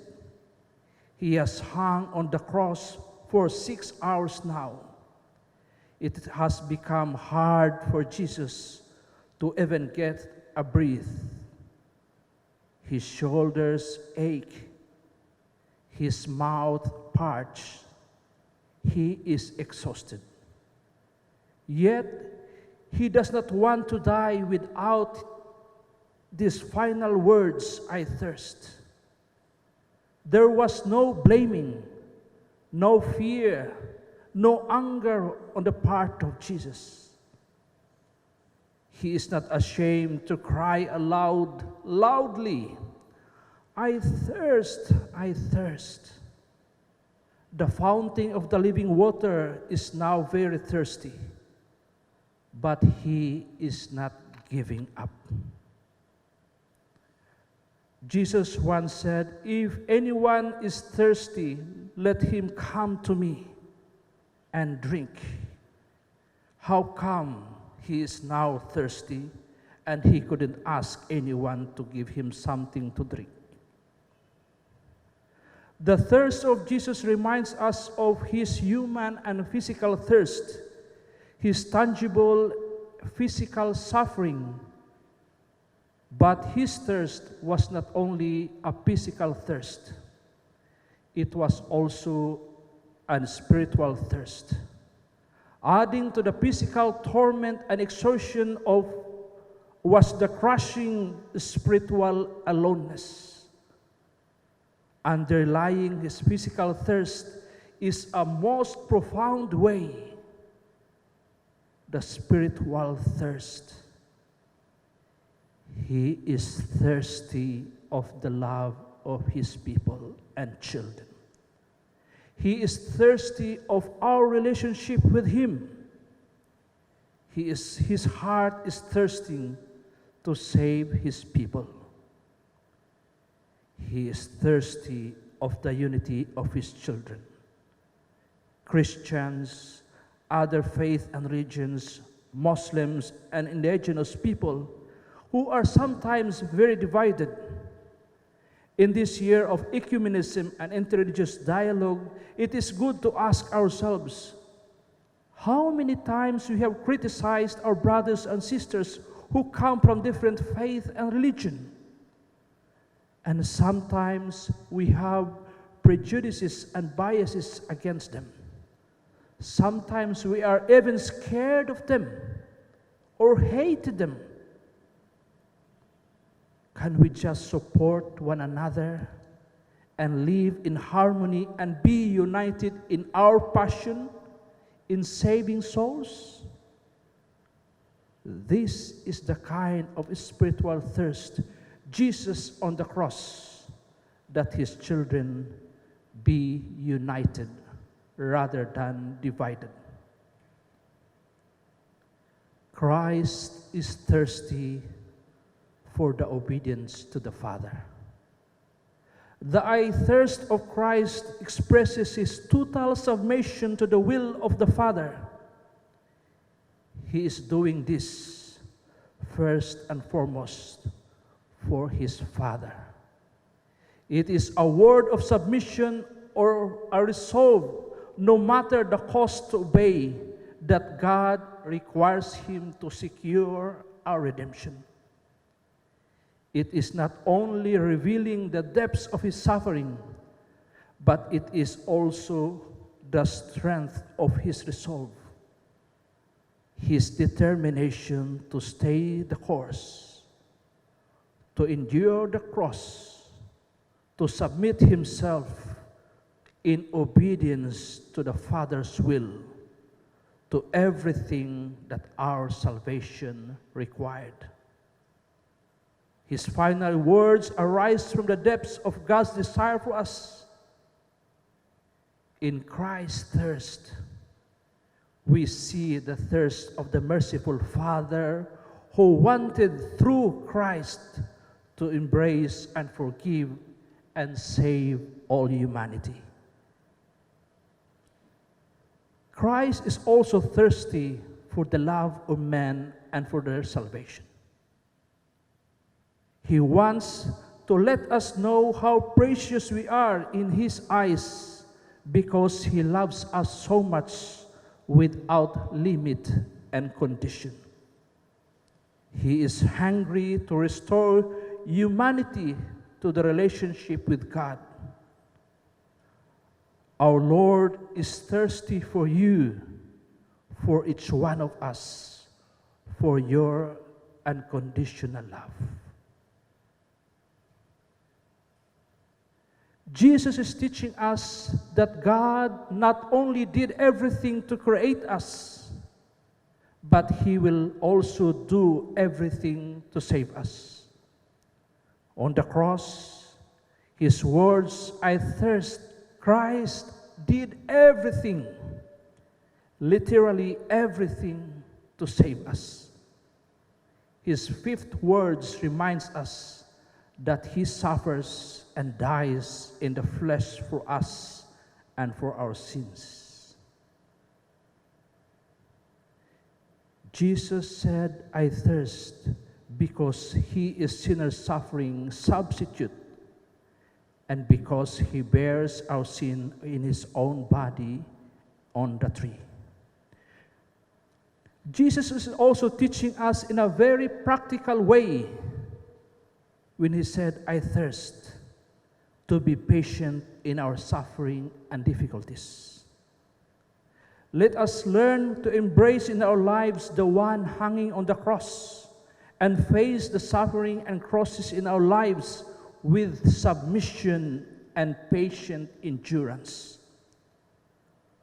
What Jesus is telling us, don't give up, never lose hope, never give up. When the very difficult times come into our lives, let us not be afraid to face them. They are there for us not to surrender, but to strengthen us as human and to deepen our faith and relationship to the one who suffers for us on the cross.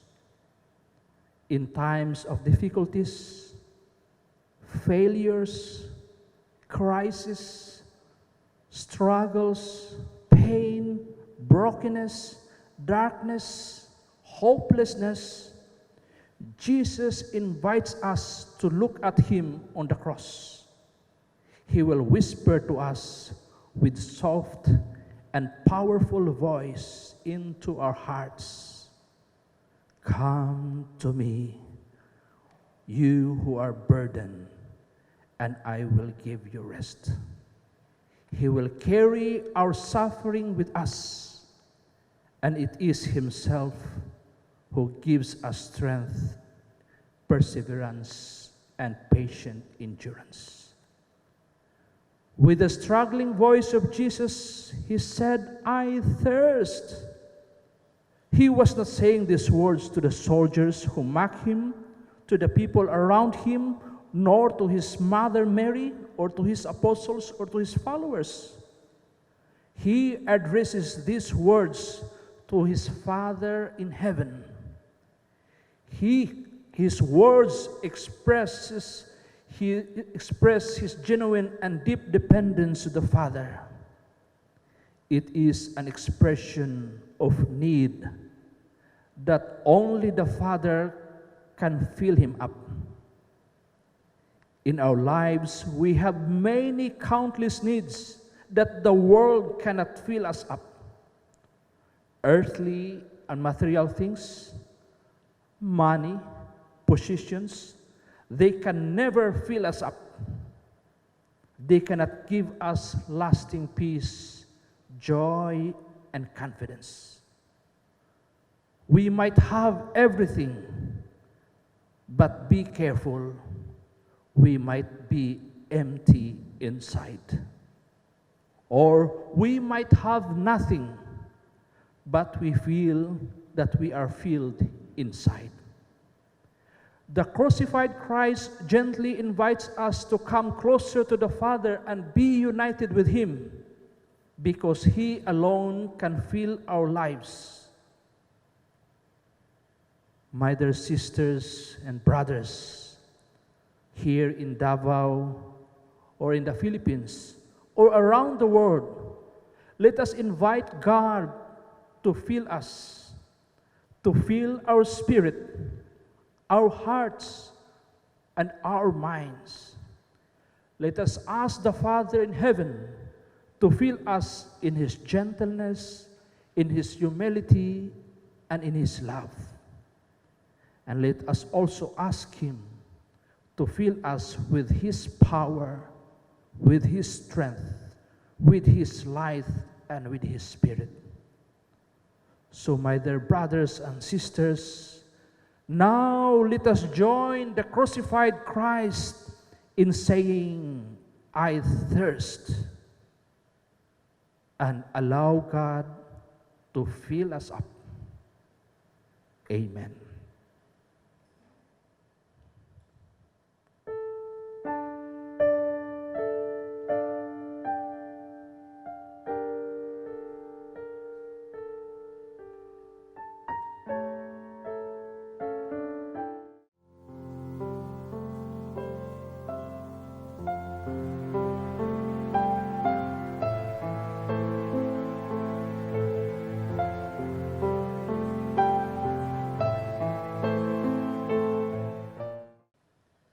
Please kneel. Let us pray. My eyes are shedding tears like torrents of living water, and without rest, until you, O Lord, gazes upon me from your heavenly kingdom. My spirit is saddened upon looking at the transgressions done by my fellow men and women. Pour out your mercy upon us, your people, so that we can be given new life according to your holy will. Give us a loving heart that is ready to serve our fellow men without ceasing. We know that it is only you, O Lord, who can quench our thirst for conversion, for freedom to choose your way, for unity and justice in our community. Amen.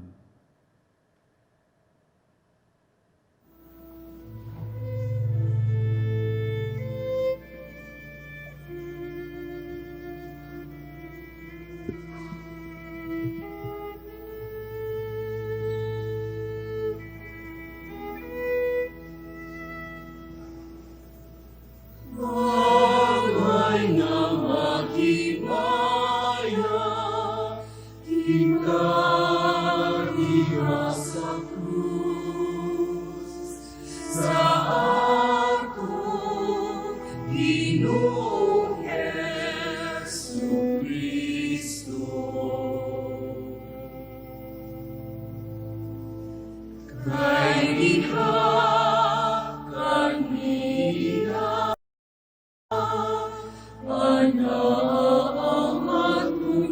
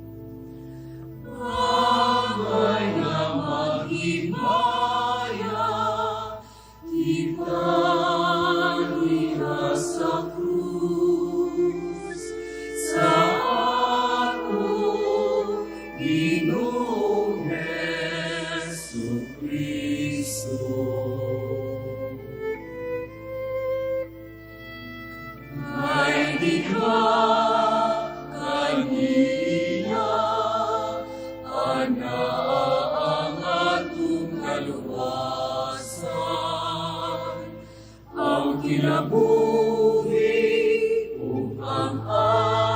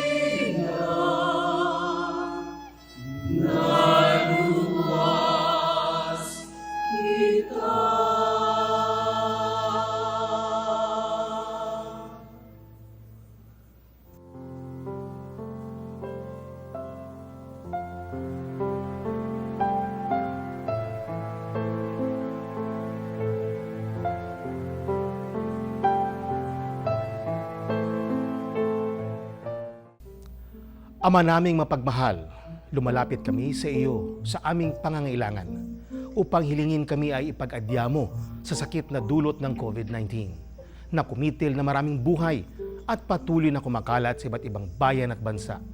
Hinihiling namin ang iyong biyaya sa lahat ng mga nag-aaral ng uri at pinagmulan ng salot na ito. Patnubayan mo ang lahat ng dalubhasa sa medisina na tumutulong sa mga may sakit upang sila ay mapuno ng matibay na pagmamalasakit at pagdamay. Ipinapanalangin namin ang mga pamahalaan na naghahanap ng lunas at kagalingan para sa mga pinapahirapan ng sakit dulot ng salot na ito. Ipinagkakatiwala namin sa iyo ang lahat ng nagdurusa dahil sa sakit na ito. Pagalangin mo sila at bigyan ng mabuting kalusugan. Pukawin mo ang aming kalooban upang maging handa kaming tulungan ang mga may sakit at nangangailangan. Hinihiling namin ito sa pamamagitan ni Jesucristong anak mo na nabubuhay at naghaharing kasama mo at ng Espiritu Santo, iisang Diyos, magpasawalang hanggan. Amen. Palihog tindog. Ang ikaunom nga pulong natapos na. Ang mopaambit bahin sa ikaunom nga pulong mao si Reverendo Padre George Garcia, SVD. Societas Verbi Divini, in English, Divine Word Society. Chaplain, Pink Sisters Adoration Convent, Catalunan Grande, Davao City.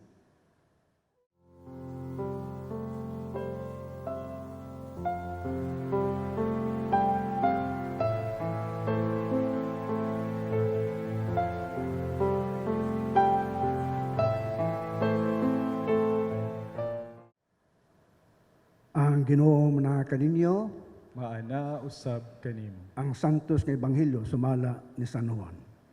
Mayaw ni kao Ginoo. Didto may usa ka panaksan nga puno sa suka o gitunlob nila ang espongha sa suka o gibutang sa usa ka sanga nga isopo o giisa nila kini ngadto sa iyang bakbak. Human makatilaw si Jesus sa suka, mingon siya, natapos na. Unya, miduko siya og namatay. Ang ebanghelyo sa tuang Ginoo. Daigon ikaw, Kristo. Karon, maminaw kita sa pamalandong bahin sa ikaunom nga pulong. Palihod kita. Natapos na, ug unya miduko siya ug namatay. Mga kaigsunan ko diha kang Kristo, gipamulong ni Jesus kining hamubo apan madaugon nga pagtuaw ug puno sa kahalangdon, puno sa pangandoy nga ang tanan nga iyang giimo sumala sa kabubuton sa amahan natuman niya. Kay siya mismo nag-ingon diha sa Ebanghelyo sumala ni San Juan, Kapitulo 6:38, kay nanaog ako gikan sa langit, dili aron pagbuhat sa akong kagulingong kabubuton, kundi aron pagbuhat sa kabubuton sa nagpadala kanako. Natapos na, mga pulong nga nag-awhag ngadto sa mga disipulo nga nakig-uban kaniya hangtod sa kamatayon sa krus aron matuman ang kabubuton sa amahan. Gani atong nasinati nga sa dihang nakita sa ato ang Ginoong Hesus samtang nagbitay siya sa krus, nakita niya si Maria ug uban pang mga kababaihan ug ang pinalangga nga si Juan ang disipulo. Si Maria nga maoy simbolo sa mga katawhan nga nagpaabot sa kalawasan sa tanan, iyang gipahiluna ngadto kang Juan ang pinalangga nga disipulo. O si Juan nga pinalangga ang simbolo sa tanang matuhong disipulo, gipahiluna usab ngadto sa iyang balay ang inahan nga si Santa Maria. Sa ato pa, gipahiluna ni Jesus ang tanan nga nagtuo kaniya ngadto sa iyang inahan nga si Maria, ubos sa gahom sa Espiritu Santo. Ug ang mga disipulo nga nakig-unong ngadto kaniya hangtod sa krus, diha kang Maria isip inahan nila nga puno sa grasya gikan sa Espiritu Santo. O sang kabag-ong pagtulunan pinasubay sa gahom sa Espiritu Santo alang sa ilang kayuhan. Natapos na, mubo nga pulong apan naay misteryo nga nagpaluyo nini. Ato kunong balikan ang pipila ka gutlo diha sa krus, diin si Jesus nagpadayag sa iyang pagbati. Kay nasanati na niya nga miabot na gayon ang iyang taknak. O subala sa Ebanghelyo nga atong nadungog, miduko siya o namatay. Tinuod, namatay siya.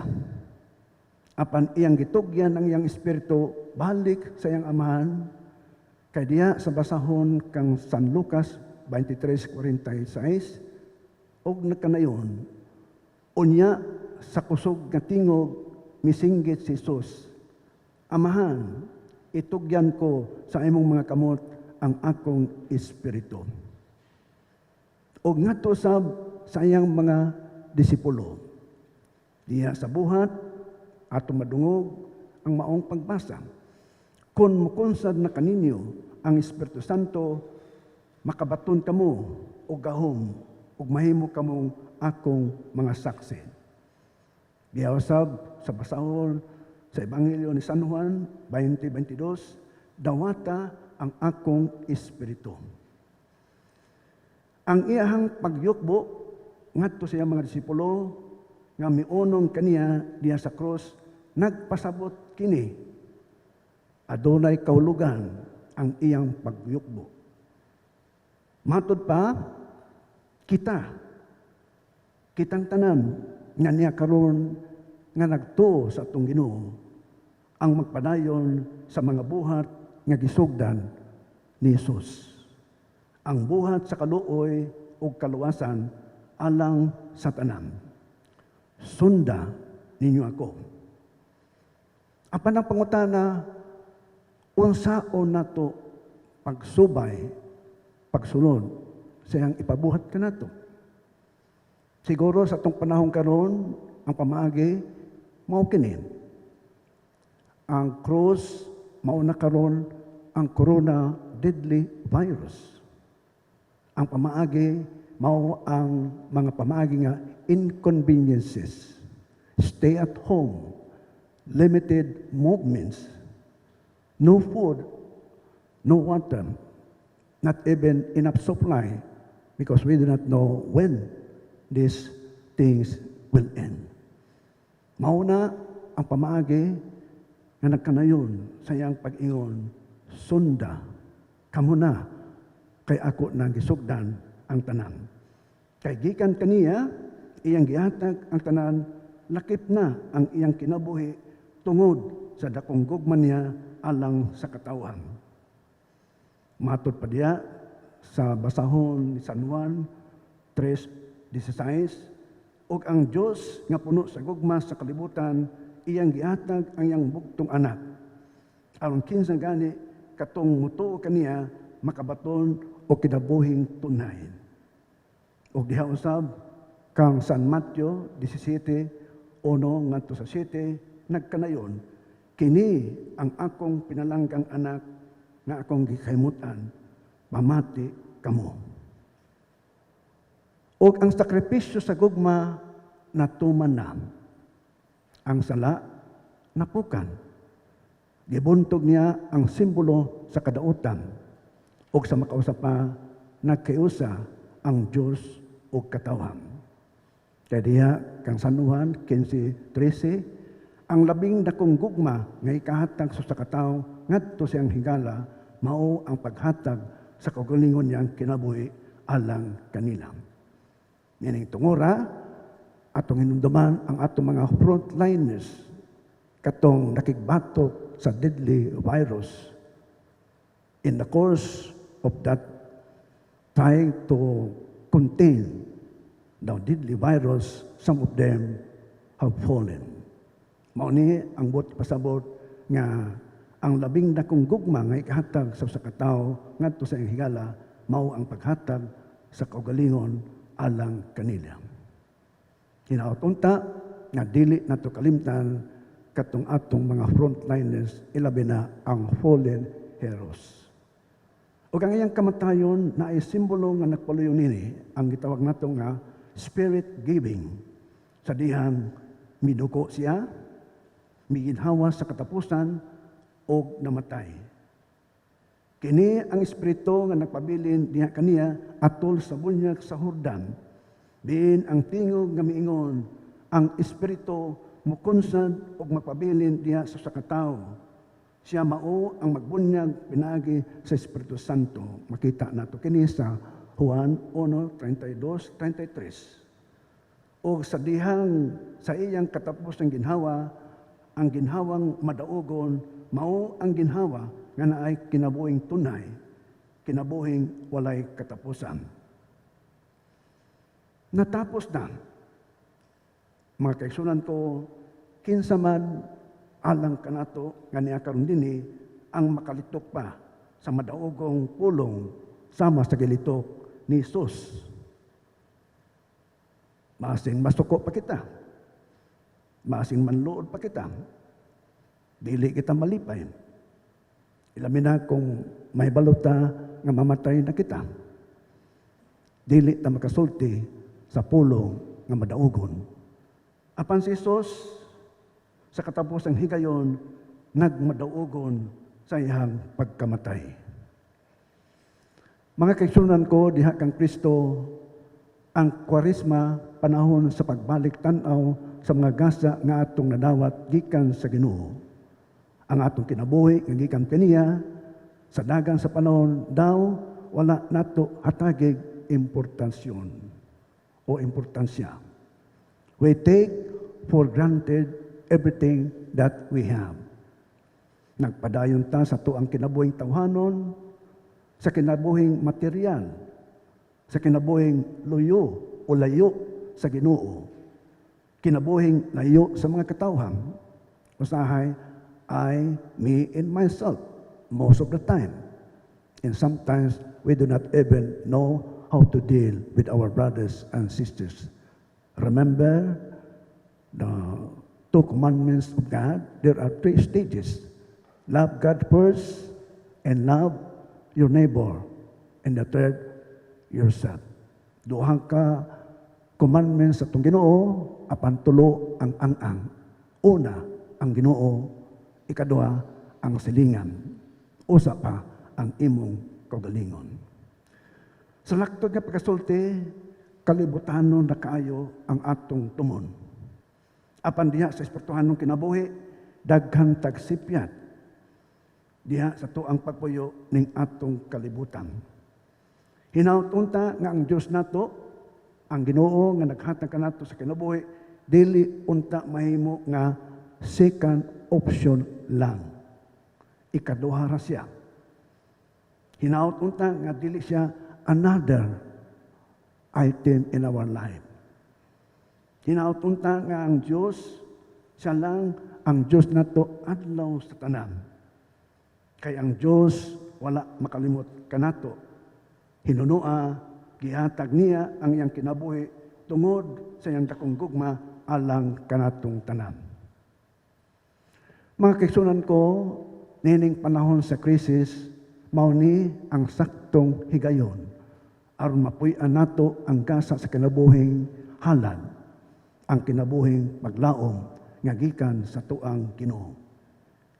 Higayon na kini alang kanato nga nagtuo og misalik sa Dios.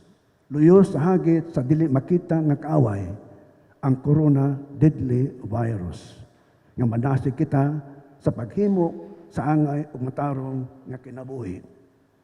Magtinabangay ta, magsinaptanay ta, magkayusta kita, magtuman kita, ug mosunod kita, kay para kini alang kanatong tanan. Ilabi na sa panahon nga kita gignan, stay at home, para makasalbar ta o mga kinabuhi. Diin ang atong mga frontliners nakigbatok niya kanila. Karon atong hinumduman ang mga frontliners nga mihalad sa ilang kinabuhi. Kaya sila nakigunong hantod karon. Atong hinumduman nga ang kinabuhi nga atong naangkon usara, gasa kini og bililhon, misteryo. Apan nakinahanglan kini sa pagtamod o pagsubay sa kabubuton sa tuang Ginoo. Kay sa hagit sa panahon karon, si Jesus lang ang atong paglaom.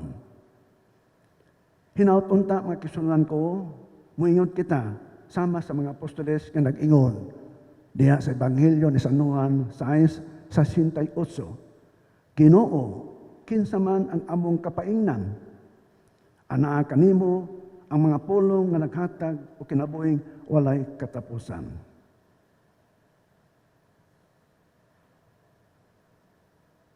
Sa laing katapusan, ang atong Ginoo diha sa Ebanghelyo miingon, natapos na, unya, miduko siya, og namatay. Amen.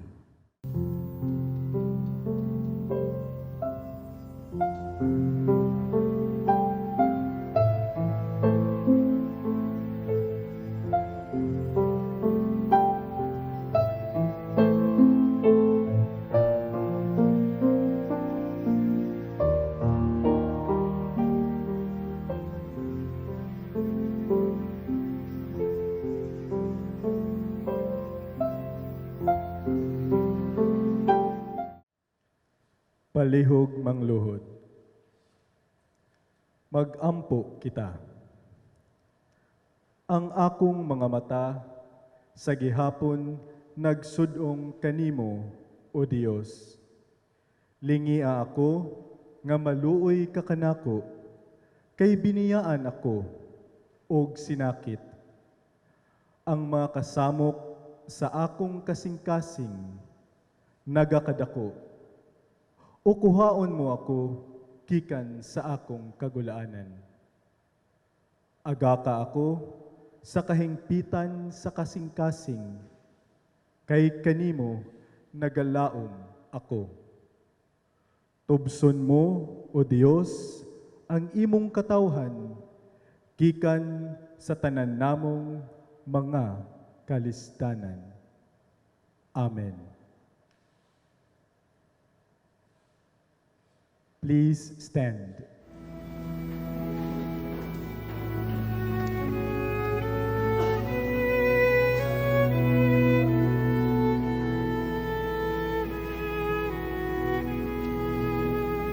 Into your hands we commend our spirits, O Lord.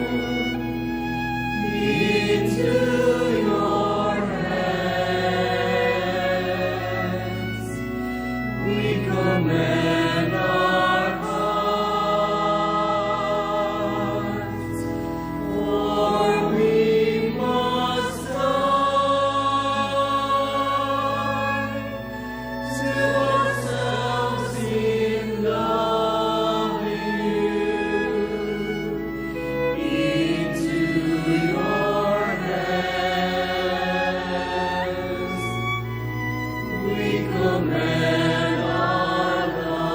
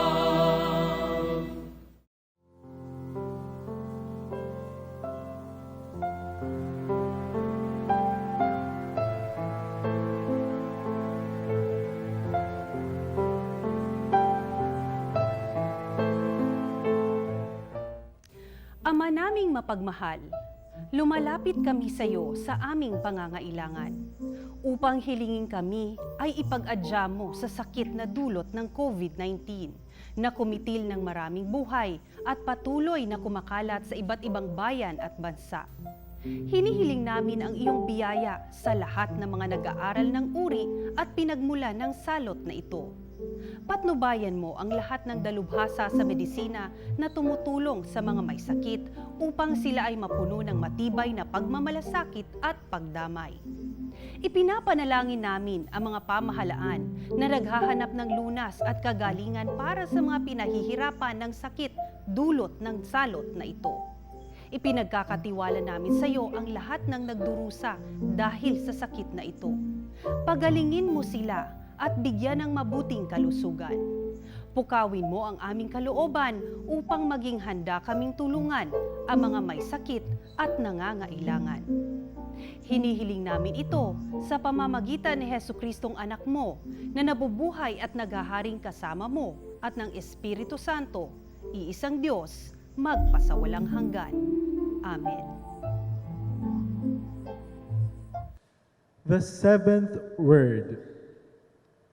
Father, into your hands I commend my spirit. The one who will deliver the reflection on the seventh word is Reverend Father Rene Ribak, DCD, Diocesan Clergy of Davao, Vice Rector and Pastoral Director of St. Francis Xavier Regional Major Seminary of Mindanao, Catalunan Grande, Davao City.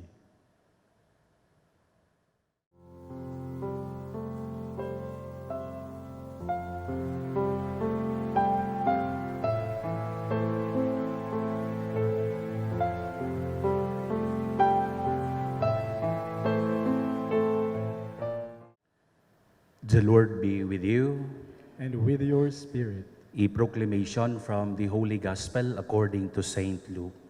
Glory to you, O Lord. It was about 12 o'clock when the sun stopped shining and darkness covered the whole country until 3 o'clock.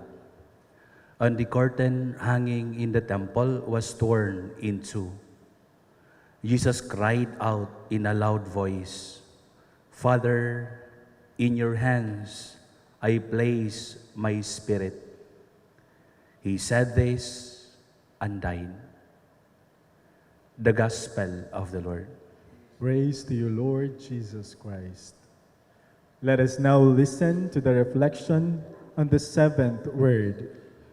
Please be seated. Closeness to his Father in heaven characterized Jesus' life. The Gospel accounts, especially that of St. Luke, inform us that during his 3-year public ministry, he could not let the day pass without communicating to his Father in solitude. Indeed, it is not surprising that in the ultimate moments of his earthly life, he has shown us that he is one in mind, heart, will, and being with the one who sent him. Hanging on the cross, and before he breathed his last, he has given us an overwhelming example of self-abandonment to the loving Father. Thus, Jesus died with a prayer on his lips, Father, into your hands I commend my spirit. Accordingly, Jesus' prayer is based on another psalm of the innocently suffering righteous one. In Psalm 31 verse 5 of the New Revised Standard Version, we can read, Into your hand I commit my spirit. You have redeemed me, O Lord, faithful God. One Bible commentator said that this verse 5 of Psalm 31 was the prayer every Jewish mother taught her child to say last thing at night. Jewish mother taught her child to say, before the threatening dark came down, into thy hands I commit my spirit. Looking into St. Luke's account, we find Jesus making this psalm even more lovely, for he began it with the word Father. Jesus' utterance of the psalm prefix with the word Father has a revelatory character. This could mean two things. On the one hand, it tells us that as a faithful Jew, and much more as a teacher, he has the profoundest knowledge of their scripture, which is the basis of their religious and socio-political life. During his public ministry, everything that he said and did has the scripture as its source and God's universal plan of salvation as its goal. On the other hand, it reveals Jesus' identity as the Son of God.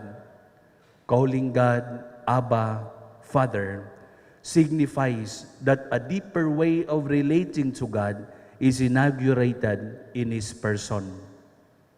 His intimacy or union with God is made manifest to the fullest.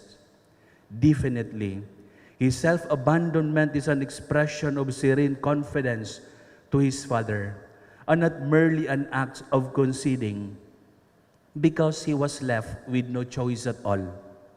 Hence, with profound faith in His gracious Father, who raises the dead to life, Jesus concludes His life of obedience to God's will. He has drunk the cup God had mixed for Him. Even on the cross, Jesus died like a child falling asleep in His Father's arms.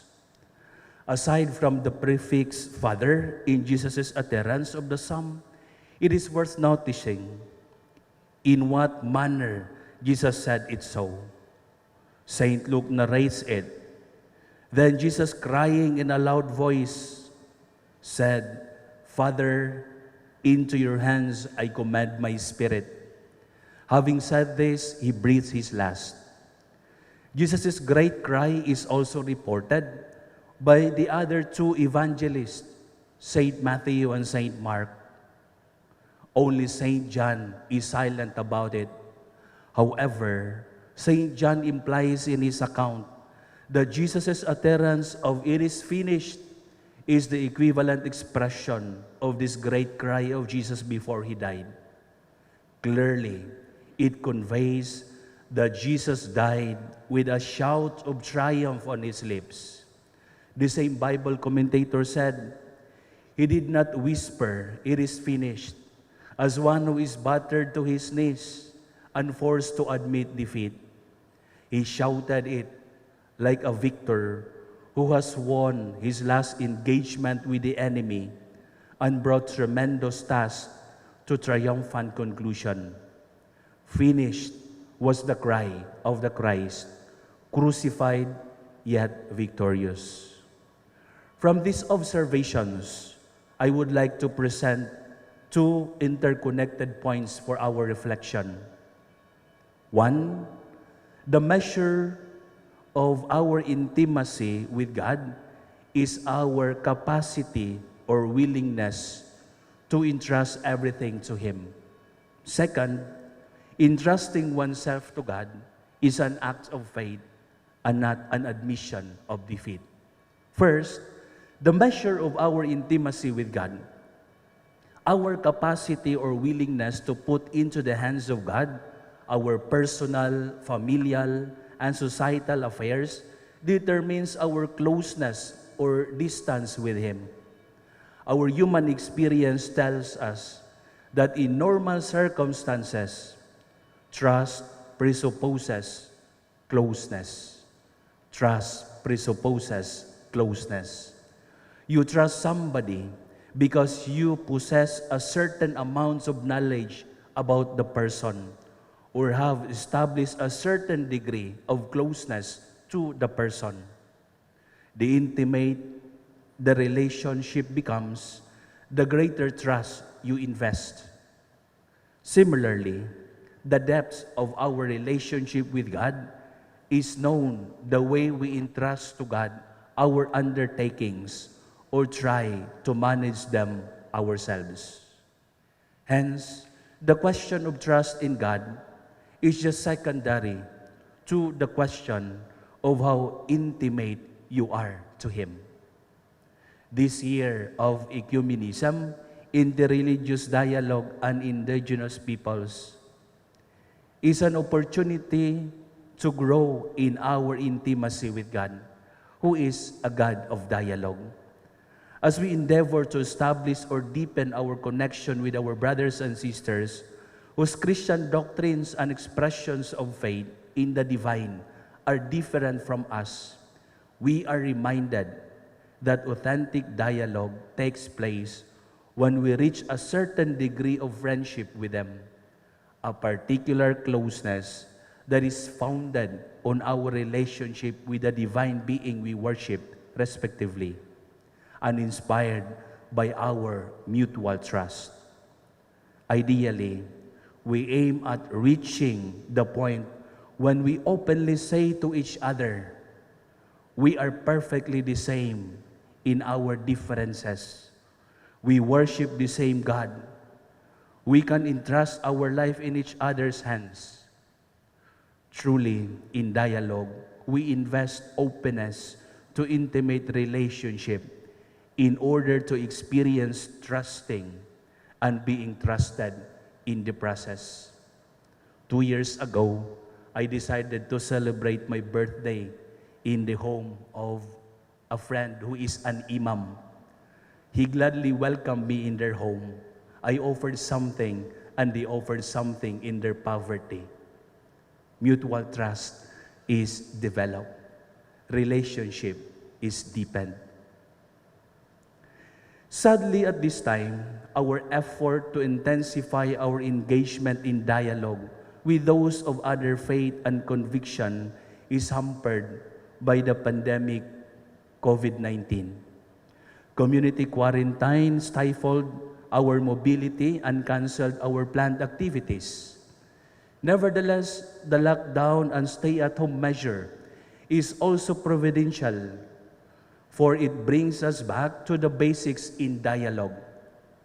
It gives us ample time to sincerely assess ourselves and to discern simple yet important steps to progress in our relationship with God, with ourselves, and with our respective family or community. Certainly, this is the best time to fearlessly deal with vindictiveness, which is one of the greatest obstacles in our effort to relate with others. In this way, COVID could be taken to mean Christ overcomes vindictiveness in dialogue. 2, the motive of entrusting oneself to God. After affirming that our acts of entrusting ourselves to God determines our closeness with Him, let us now see how authentic our supposed closeness with God through the motive behind our acts of entrusting. Let me begin with this conviction. To place our life in the hands of God is primarily an act of faith and not an admission of defeat, as we see in that very act of Jesus on the cross. To turn to God is not the last resort, but the first and the best recourse. To turn to God is not the last resort, but the first and the best recourse. It is not a declaration that we can do nothing, but a recognition that God is doing the best thing. Turning to God in everything that we do and experience is already an experience of triumph. Sometimes, if not oftentimes, we fall into the trap of setting God aside when we are still in control of our human affairs. God becomes the reserve force and only be invoked when need arises.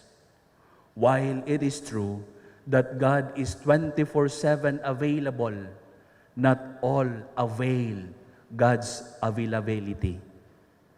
Thus, we can say that those who are truly close to God turn to Him not because of need, but because of faith.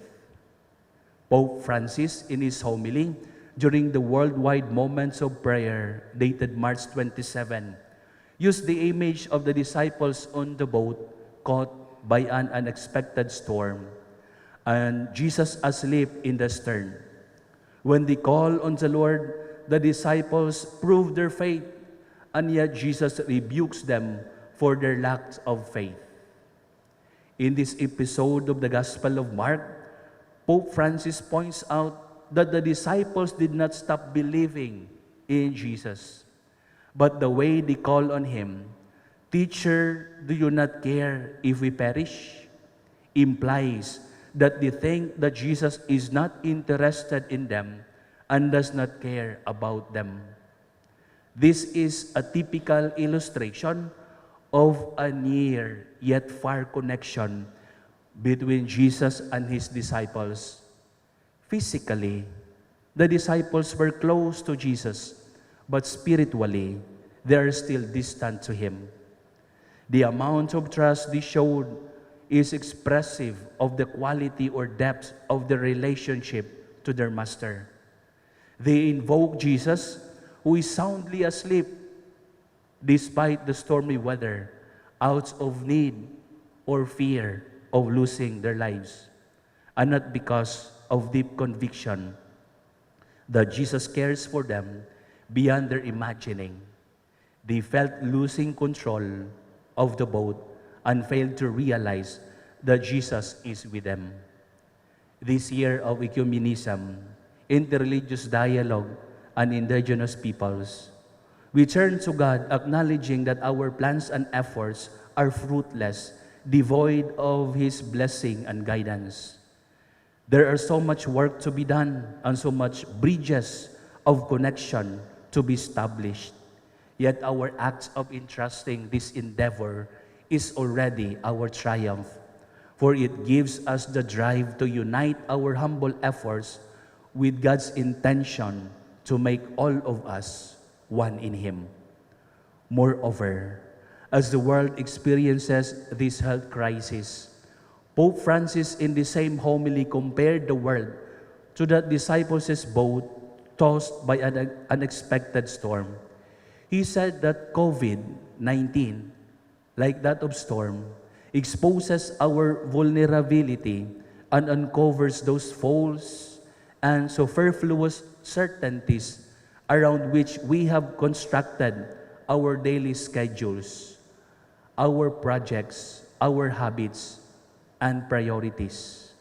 For this, Pope Francis conveys that in this moment of crisis, we need to recognize that Jesus is also on board our boat. Jesus cares for you, for me, and for us all. We are not declaring that we can do nothing. In fact, Pope Francis made it clear that prayer and quiet service are our victorious weapons. We come to the Lord not only because we are in need of protection or healing, but because as His children, close and dear to Him, we express our trust that He continuously cares for us and for the world. COVID means Christ overcomes virus and infectious disease. Brothers and sisters in the Lord, as Filipino people, we are known for our resilience and happy disposition. We managed to smile, crack jokes, and even made fun of the difficult situation that we are experiencing. I have seen in Facebook a certain announcement, no face, no entry. We make fun of the situation. More than this, we are known as believing and hopeful people. Let us recall that prior to COVID-19, we were tested as a nation. Mindanao suffered strong earthquakes. Large part of Visayas was hit by storms, and some Luzon areas witnessed the rage of Taal eruption, displacement of families, and devastation of lives and properties were here and there. Yet we stood firm that God is still in total control of the situation. I asked one seminarian, how does it feel to see your house wiped out and your family displaced because of the earthquake? He said, I felt sad. But just to tell you, Father, and to tell everyone, we were shaken, but we were not toppled down.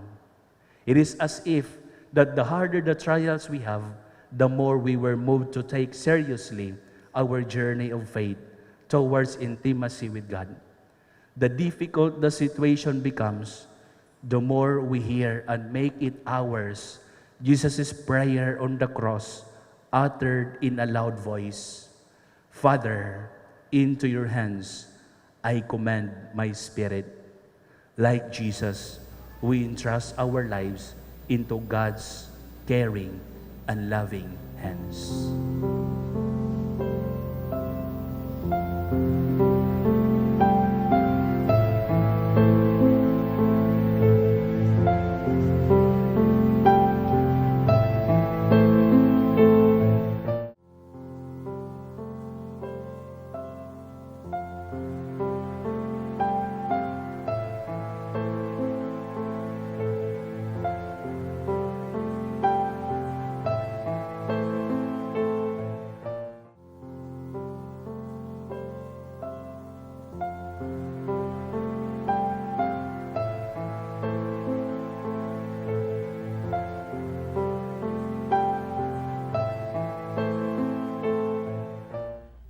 Ama naming mapagmahal, lumalapit kami sa iyo sa aming pangangailangan upang hilingin kami ay ipag-adya mo sa sakit na dulot ng COVID-19 na kumitil ng maraming buhay at patuloy na kumakalat sa iba't ibang bayan at bansa.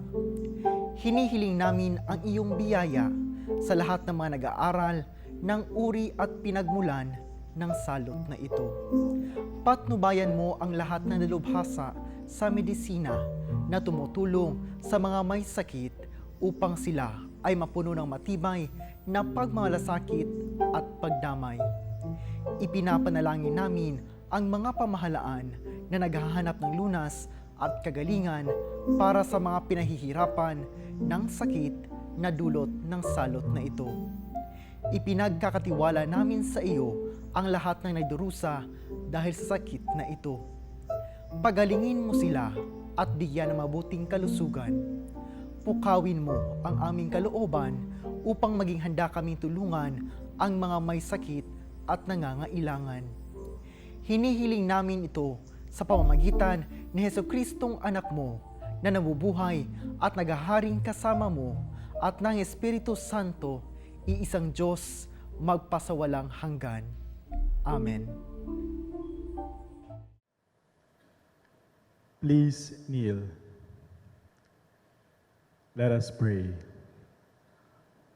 O sanctifier of the people of God, the light that illuminates the hearts and minds of men, fill us and enkindle us with the fire of your divine presence, for you have renewed the face of the earth.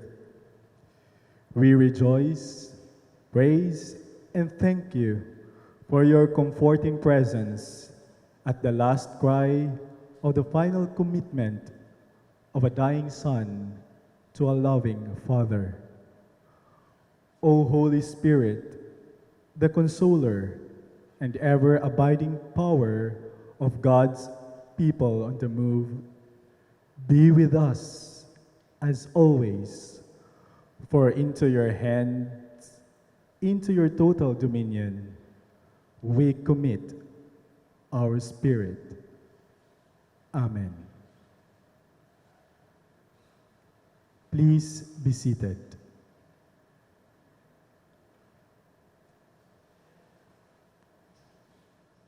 Brothers and sisters, as Jesus hung on the cross in agony, uttering those 7 last words, we also know that Mary, his blessed mother, and our mother too, stood at the foot of the cross, that she also heard and listened to those words of her Son.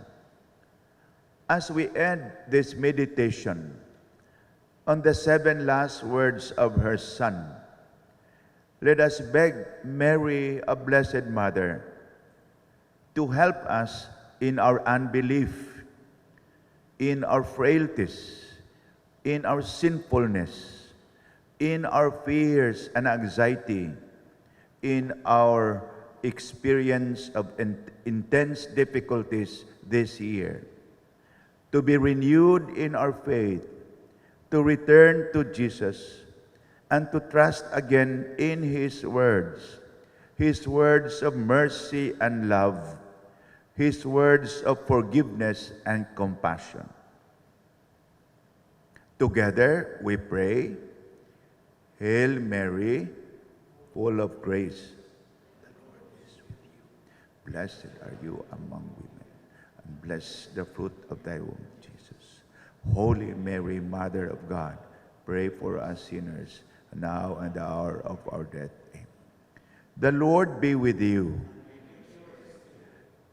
May Almighty God bless you, the Father, the Son, and the Holy Spirit. Let us go in peace.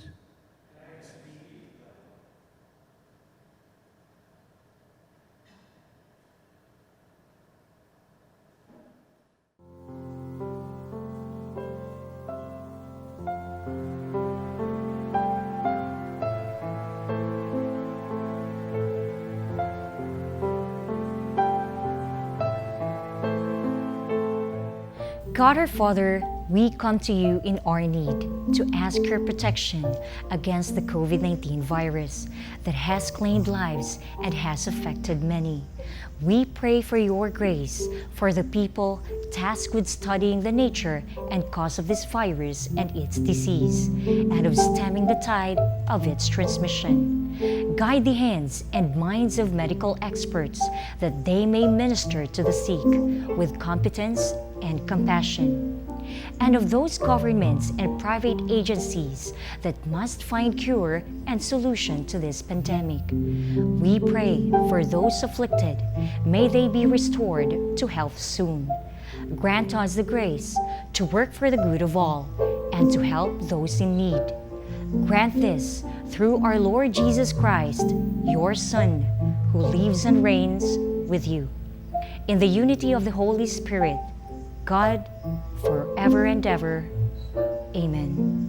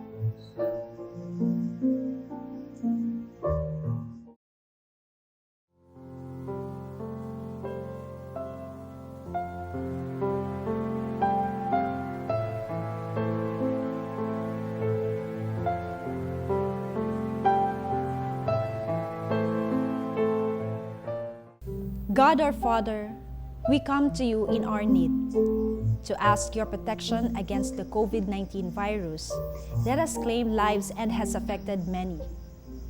We pray for your grace for the people tasked with studying the nature and cause of this virus and its disease, and of stemming the tide of its transmission. Guide the hands and minds of medical experts that they may minister to the sick with competence and compassion, and of those governments and private agencies that must find cure and solution to this pandemic. We pray for those afflicted. May they be restored to health soon. Grant us the grace to work for the good of all and to help those in need. Grant this through our Lord Jesus Christ, your Son, who lives and reigns with you. In the unity of the Holy Spirit, God, forever and ever. Amen.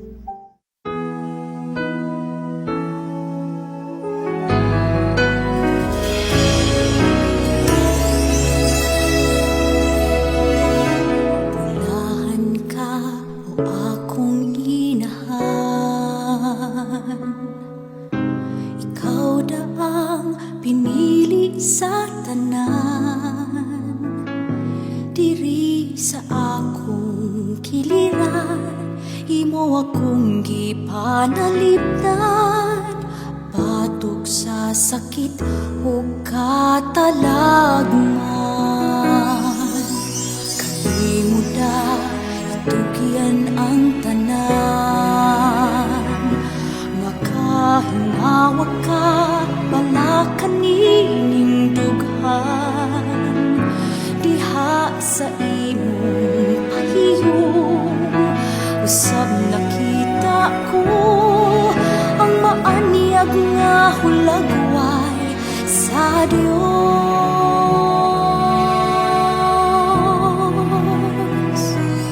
O Birhen sa Guadalupe, patrona sa Cebu, naglaom kami sa pangaliya mo, nang nilaban ng amuyo, naghangyo nga kami tabangan mo. Kay diha sa kalistanan, ikaw da ang among tampanan.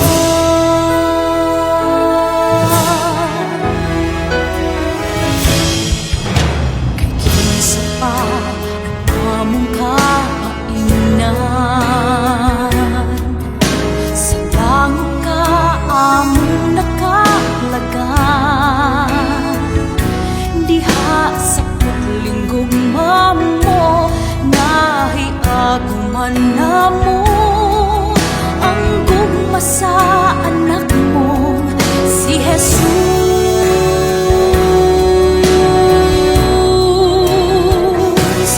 O Birhen sa Guadalupe, patrona sa Cebu, halian naglaong kami sa pangaliya mo, nangilaban ng amuyo, naghangyo nga kami